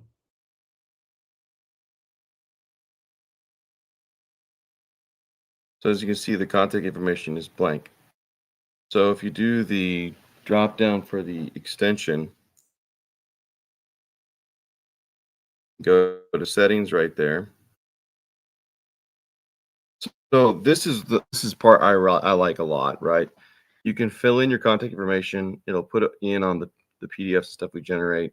Put in property, like so. My wholesale discount on mine is set at 65, as I want to buy properties at 65% of the list price usually, and it just starts my calculations out there. Repair cost per square foot. Let's hope it's not 20, or we probably shouldn't be looking at it, right? Average, I found that if I put in like $3 to $5 somewhere in there, it comes in fairly close. Setting your maximum profit. I put my operating costs at 3% to just they seem to be a little higher. So things like that, property management, vacancy allowance. I think I 5'd mine out. I did 5 on all mine, but it depends on where you're looking. When we change any of this, when you save settings, it's going to update all of your analyses that you've done. So that way your blanket settings will apply to everyone. Maryland, can this also be used when calling a realtor? Yes. So if we go back to the full dashboard, thank you for steering us around, Trent. I appreciate it. No, it's good because I'm learning more. Let's go to view details. Details? Yeah.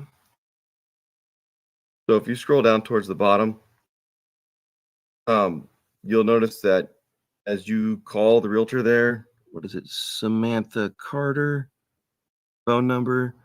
So you can enter your notes as you talk to her on the phone. If you're anything like me, I often forget what to say. So if you'll take us back to the main dashboard, scroll to the top, scripts. So I put it in so there's 3 spots for different scripts, right? Because I often forget what I'm trying to say. So you can change the title name, paste in whatever script you want to use.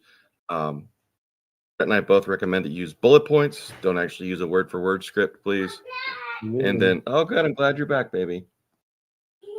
And then once you're done with that, you'll just hit save script.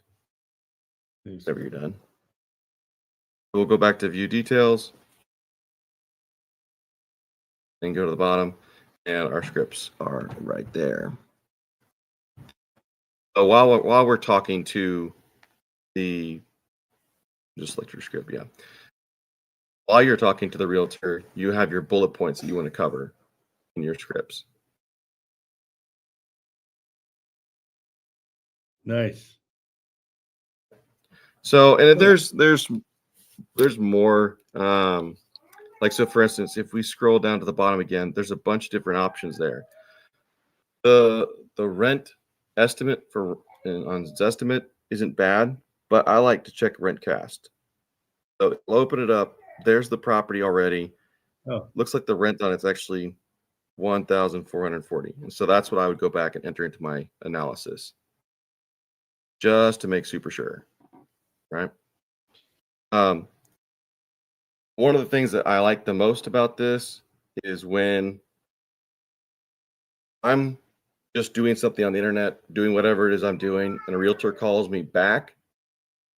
That is the hard part, because now you're trying to remember what they're talking about. You're trying to remember what the property is, recall all this stuff. So the nice thing is that now with this extension, if you're on your browser, you can just open it up and just rock and roll directly to the property. I mean, you have it open in no time. You can even reopen it in Zillow. If you want to see the Zillow listing itself, the button next to Rentcast is you open it in Zillow again. So you don't have to keep Zillow open. You don't have to do all the tabs. You don't have to, bookmark all the stuff. It's just all right there in one extension. Perfect. Good stuff. All right, guys. And we're gonna focus on everybody's tech that people come up with. I really like this. It keeps you organized. Yeah, and it's just, it's such an easy way, just like you said, when you get those calls back and you're like scrambling in your notes and you're like, oh frick, who is this girl? You're just gonna go right to your dashboard and it's gonna show right up. And so I can probably even pull up her too, right, Samantha? I just pressed Sam and it came up. I don't know if the they have the name. I don't know if the advanced filters. So for instance, if you go back to the main, I have to write that down too. That would be good. Search by realtor. Yeah. If you click on advanced filters, it'll show you all the filters you can search by. Then, sweet. Here's your property. What's that? Did you delete your property? Nope. There it is. I had searched and I searched properties, and so I had So Sam in there. if you look at the property card, right there in the middle, it's going to say edit tags, right? So I have 3 tags that I use. I use wholesale, fix and flip, and buy and hold.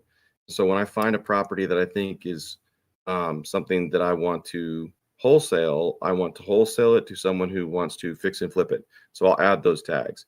So if you click edit tags, you can type them in, whatever you want, click add. So you don't have to use the tags I think are best. You can use whatever tags you sort things by, right? So then we just click on the tag. And then where are the tags? Did it save? I want to hit edit tag one more time. Oops, sorry. So click on the tag itself. Oops, sorry. Oh, geez. Sorry.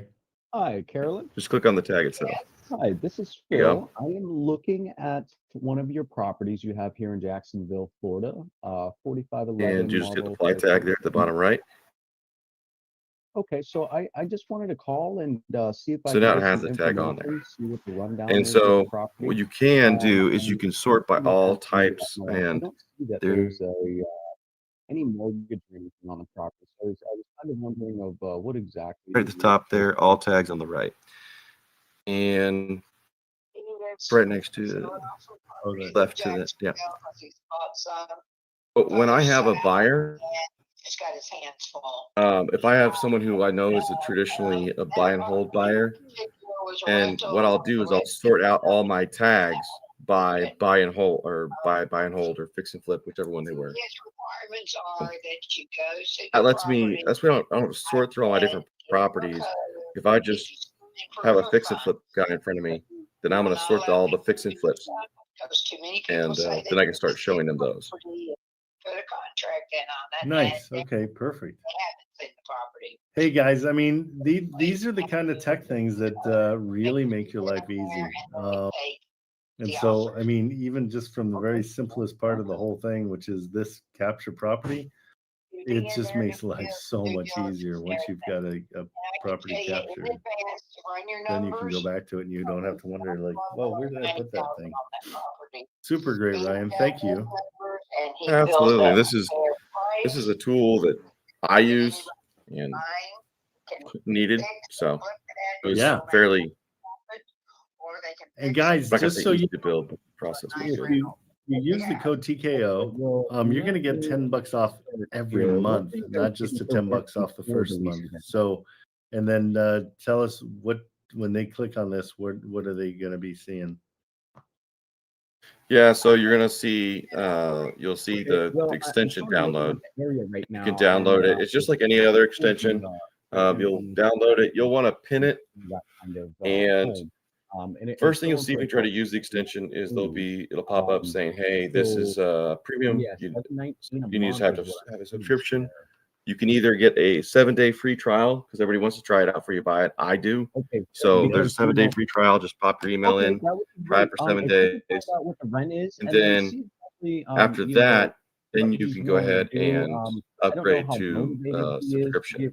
Subscription for it is normally it's $39.99 a month. However, for this group, I gave a code, and what it does is it takes off $10 a month every month, like for as long as you're a customer, as long as you're there. Yeah, use TKO as your code, guys. Use TKO. There you go. Awesome. Thank you so much, Ryan. I mean, this is great. It's I just love the fact that there's so many people that are making things easier just because of, it's what they need. It's necessity is the mother of invention, we always say, and this is super impressive. I hope everybody enjoys it as much as I do. So yeah, no, that's great. And we'll keep improving, keep updating. This is going to be something that continues to get better as we go along.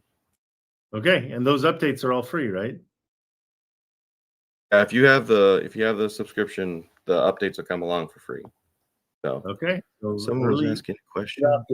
That's the huge deal. What about off-market deals? Oh, that's a good one. So right now it just uses Zillow. Off-market deals is definitely something that's on the radar, but I'm one of those guys that I'm not going to promise something's coming unless I have it actually coming. So, but it's definitely something on the roadmap. Okay, perfect. So, like when I was screwing up early, does that still? Yeah, it still does it. So if your deal's off market, I mean, these are sold, you can still capture the property. The main thing is as long as it's on Zillow, you can work with it. Can you preset the filters for the seller? Yep. Let's see. So in settings. So we right now, when you do your analysis says seller finance on it, but it's built in such a way that you can put in the information for mortgage takeovers and stuff like that. You basically just have to put in like the monthly expenses. You want to make sure that the payment reflects that, if that makes sense. Yeah, I think so. Good. All right. iPhone, All right. iPad compatible. Unfortunately, no, it's not Firefox yet. Just Chrome browser extension. But I mean, can you do browser extensions on the iPad or no? You can, but it has to be in they use Firefox. Mozilla or Firefox in most cases. All right. Excellent presentation, sir. Thank you so much for showing off your stuff. Thank you for helping him. Clicking. Yeah. So guys, at least take advantage of the free trial so you can really start checking out and seeing how it's going to help you. That's a huge deal. Okay. Let's go to thanks so much, Ryan. Take it easy. And Dr. Banks, what's going on?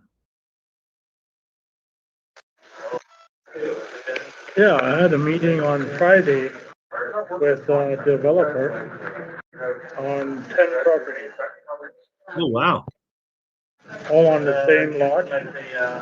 And they have 5 units each for 5 bedrooms. So in total, it's 50 beds and 60 bathrooms. And he's up for.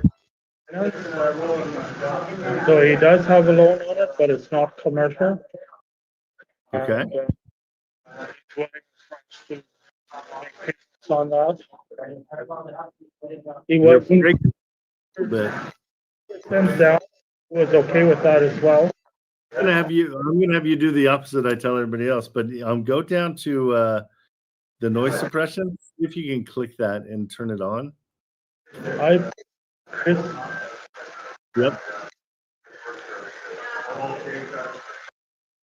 And turn it on, maybe we can hear you better. Okay, talk to me there. Oh, you're mute.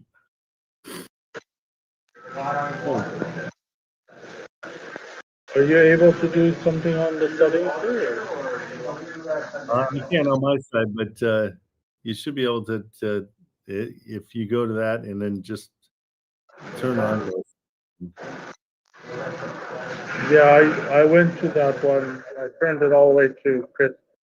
I took it from standard to Chris. Okay. That sounds a little bit better. Okay, so where's this located? Where's the It's in Florida. Florida, great. Yeah. So it actually happens to be on, so it's not just on the lake, it's actually a strip going into the ocean, and it's on that strip. Oh wow, that's great. What's the price tag? 1.5 million. 1.5 or 15? 15. And what do we know what the rents are? He's renting out a few of them and as Airbnb. So they're, I think like $200 a night or something like that. Do we know what the long-term rental is by any chance? No, don't. Long-term rental wouldn't work, I don't think. On 50 units? They're not all Airbnb. That's a lot. Yeah, that is a lot. Give me the address. Right now, they're all, or the ones that are being rented out are fully furnished, appliance and all. Oh, wow. Okay. So they're all for Airbnb? So are all 50 that way or no?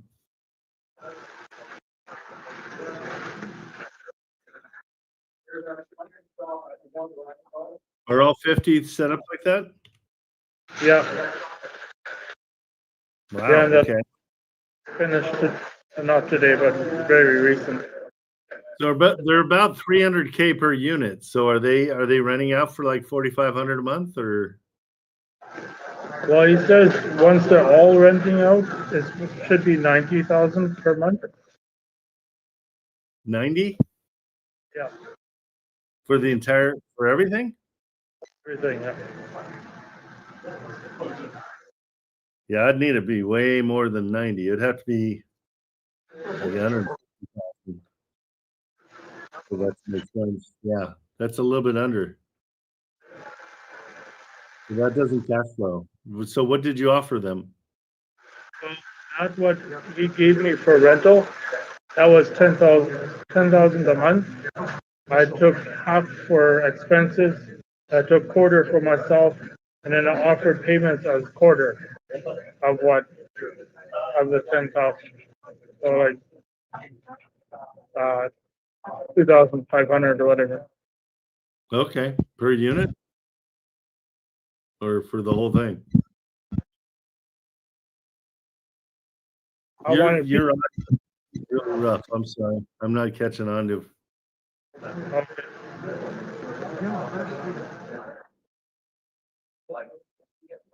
He was good with that for some reason or other. Say it again. But I can send you over everything I got if you'd like. Yeah, DM it to me and I'll check it out. Conversation about it. He's desperate. Like, I turned away from it a few times. I said, I don't want new builds. I want something old that I can do a value add. And it keeps coming back to me. So he's definitely motivated. Okay, cool. Yeah, let's look into it. The rents per month need to be about 150,000 for it to be cash flow. But if he's willing to do seller finance, we can make it work. Yeah, he said he'd work with me that we could all be happy. So good. We love to be happy. All right. Thank you, sir. All right, I'll send that over to you, and then we can figure something out. All right, cool. Do I just email it to you, or? You can email it or just send it to me in my DMs. Okay, I could just DM it as well. Yeah. All right, perfect. Thank you, sir. Thank you. All right, later. All right. Awesome. There we go. What's up, Phil? Alrighty. Yeah. Hey, sorry about that. I was actually on a phone call with an agent here. I Nice. just want to I want to throw you an address. I don't have a camera set up on my computer. I apologize No about worries. that. I could hook up to my phone, but I'm usually utilizing that at the moment. I want to send you a address here. So it's going to be in Jacksonville, Florida. Here, it's a rundown address, and I've contacted the agent, and she has so far told me I'm building rapport with her at the moment. I haven't, thrown any cash offers, no seller financing, haven't mentioned any of that. What I've done is I have grabbed the basis of why he wants to sell, and she basically said he's buying more properties down south, southeast of Jacksonville. So more of the Southwest Florida area, Cape Coral, things things like that. And he said that she has said that this has gone under contract multiple times, but has failed for some reason. So she is insisting that we put eyes on it first before we send in offers so we know what we're getting into. Now, how would you work around that? What I often do is I find somebody in the Discord to go and be my eyeballs. So Okay. usually you pay them like $50 or $20 or whatever you guys come up with, and just have them go and walk the property for you. They can Okay, do video. now, awesome. That works perfect. Now, how can I send you this address?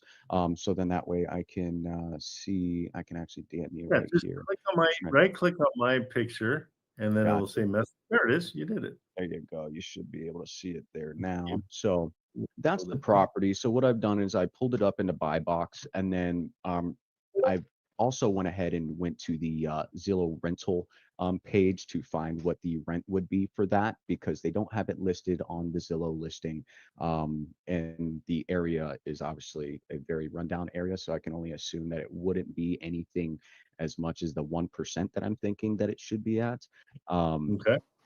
So when I mentioned to her that I seen that the, surrounding area of rent was around 719, she, shut me down real quick and said, well, Jacksonville area, the rent's normally about $2,500, but I can't see somebody charging $2,500 for the condition of this property.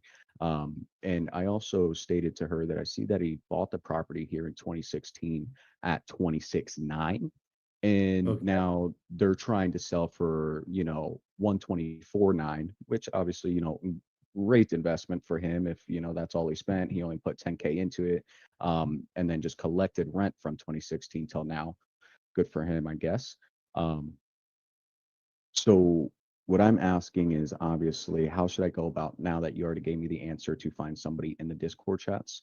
Once I Yeah. get that going, how would I present the seller finance to her? Because she also said that he's not willing to take anything under 90,000 for this property. Okay. Well, that's good to know. So Let's that's a cash value that he's not willing to go under. okay. Let's see what it does at 90, just to get an idea. Yeah. That's a no-go at 90. All right. Yeah, Rehab I cost? figured. Rehab? Do you think there's any rehab or no? Oh, definitely. There's not really any pictures here on Zillow, so I'm going to open up realtor.com right now to see if I can go ahead and throw that address in and see if we can't find a little more information. Realtor.com's pretty plain itself as well. I think he just hasn't allowed the agent to upload photos, so they're really, I think, looking for a cash deal, but she said Do we he's know what overwhelmed. What was that? Do we know what rents could be? Well, she said she would get back to me. I asked her if she could find out from him himself, because I asked her if she knew what the previous rent was, since I came up with the 719 in the general area and she shut that down. So I asked her if she could find out, that way I could run numbers myself and then see if we could get somebody out there to see, if it does create cash flow. Because that was another thing that I really pushed on her. I was like, if it doesn't create cash flow, it's not a good investment for anybody. So we have to find a way to get your seller his money and get my investors to be happy with this deal. Yeah. So what we could do is probably we could do his asking price, the 124.9. Okay. And then I would say, since rents are around 719, maybe $175 to the rent. I mean, to the seller, as far as payment per month, and that way Okay. you'd cash flow $200 a month. That's pretty Gotcha. good on the Gotcha. property. Okay, so what I'm seeing here, so I'm using the Buy Box Cartel because I'm a part of the Hold My Hand wholesale group as well. Yeah. So I went over here in the Buy Box Cartel and I've just went through the creative idea to seller finance. And it's telling me an offer price of 139,888 and then a monthly payment of the 323.55 and a down payment of 15K. Okay. And would that, is that a reasonable Terrible. offer? Or should I try to No. work that differently from that? That's a terrible offer. It bums me out. Buy Box goes way too high on everything. So look at my screen. Can you see this? This is Wholesale Atlas, and this is what it Gotcha. this is just what it spit out right away. What I love about Wholesale Atlas is it goes 5% of the offer price for the down payment. That's what I like. So we're going to do the offer price at exactly what they're asking, the 125. Okay, with the rent estimates at 719, possibly Section 8 or 1800, but I don't believe it. So we're going to go with normal. So we're doing normal rent estimates, not Section 8. Because if we switched over to Section 8, things would be totally different. So with that, I would go $175 a month. There gives you a cash flow of 202 and a cash on cash of 29%. And that cash on cash at 29% looks really good to people who are wanting to buy this. Absolutely. And it's only $8,000, an $8,000 entry fee. So, Okay, that now that entry fee would be considered as in what? Say it again. What would the entry fee be representing? That's your down payment, right? Here, it shows you all this right here. So your first year return on investment is $2,400. Okay. Down payment of 62. Okay. Remember we did that up here. That's your down payment. And then your closing costs are going to be probably about 1,800 in that area. It could be a little bit more. We could put this at 2% for closing costs. Let's call it 2,400. And so that's what the entry fee is. That's what they're paying to get into the property. And they're knowing that their annual cash flow is 2,400. So it's 4 years they've got their money back. Okay, and then so like when I look on Buy Box as well, they show an assignment fee of $5,000. How would they work that $5,000 just from the 129 to 139? That So doesn't seem like a proper investment for another investor to buy if they're only Correct. getting, technically speaking, like a $5,000 deal. Right. So I just put 5,000 as our assignment fee here. It raises the entry fee to 13,000. Okay. But it drops our cash on cash to 1,764. So realistically, is probably going to be a $500 assignment fee, depending on how it gets sold. Then that puts us back up to the 26%. So it's over 20%. So it's probably a $500 or $1,000 deal. Okay. But Okay. So now, what do you suggest for? This allows you to kind of guesstimate what you potentially could get, but it all depends on the buyer. Yeah, no, 100%. And then with this Wholesale Atlas, does it draw up contracts for you like Buy Box Cartel? Get contracts, yeah. Submit Get a contract. contract. Okay. And so what's Beautiful. cool is you just download this one. It's a template, and you're good to go. You just download the contract template right here, and then you just fill in everything that you want to fill in. Gotcha. Okay, and escrow instructions. Yeah, so that's basically the same, contract that Buy Box Cartel hands over to you. And then I have another property that, it's in Cape Coral as well. Okay. I'm gonna ship it over to you here and see what you think. Sure. I think honestly we might be able to. The realtor, he is a little like pushy on no seller finance and stuff like that. He said he's had super low offers, but I feel like there can be a break somewhere because he almost seems like he doesn't have the knowledge to really back his client there because he's almost making a decision for his client every time. It seemed like he wasn't Right. allowing anything to happen, go anywhere. He said the seller said this, that, and it just seemed like he was almost trying to direct the sale there. So I don't know, maybe is this? So I sent you the address and direct message. I don't know if this is a kind of deal that I could, should keep hitting at just because it's a 200K deal is what they got it up on Zillow for. Last year they had it up at 360 in March, and then everything tanked here. So they lost 160 in value already, I suppose. So I can see why they're a little hesitant on doing anything else. Okay, let me see. I'm just trying to pull it up here. I can give you the zip. It's 33804. Oh, it doesn't like it at all. Let's see. Sometimes we just back down a little bit. There we go. No. And I believe that's actually instead of Ave, do street. My apologies. I gave you the wrong address. There we go. Yeah, that's terraced. You're going to be looking at the second one. Oh, okay. Yeah. Oh, no, it did pull that proper one up. Okay. Oh, is it the right one? Yeah, it did pull that one up. It pulled it up under the street when you selected terrace. Yeah. So Okay. that's the deal there. And here's the beauty of Wholesale Atlas. Like here, what's my seller finance? Boom. There you go. It's already done. We just have to figure out the price to the seller. I base it off of 25% of the rents. So like $400. And that's the only thing you really have to add. Okay. And with that Section 8 rental, is that what you're really basing off of all the time, or is that what you would like to base off of? No, I want to base on whatever's lower. Do you know what the rent estimate is? So I actually, yeah, give me 1 second here. I had it pulled up. I just have to pull this guy up one more time. Don't worry. Let me get this going here.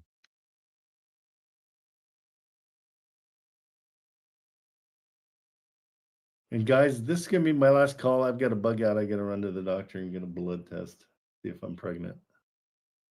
Love that.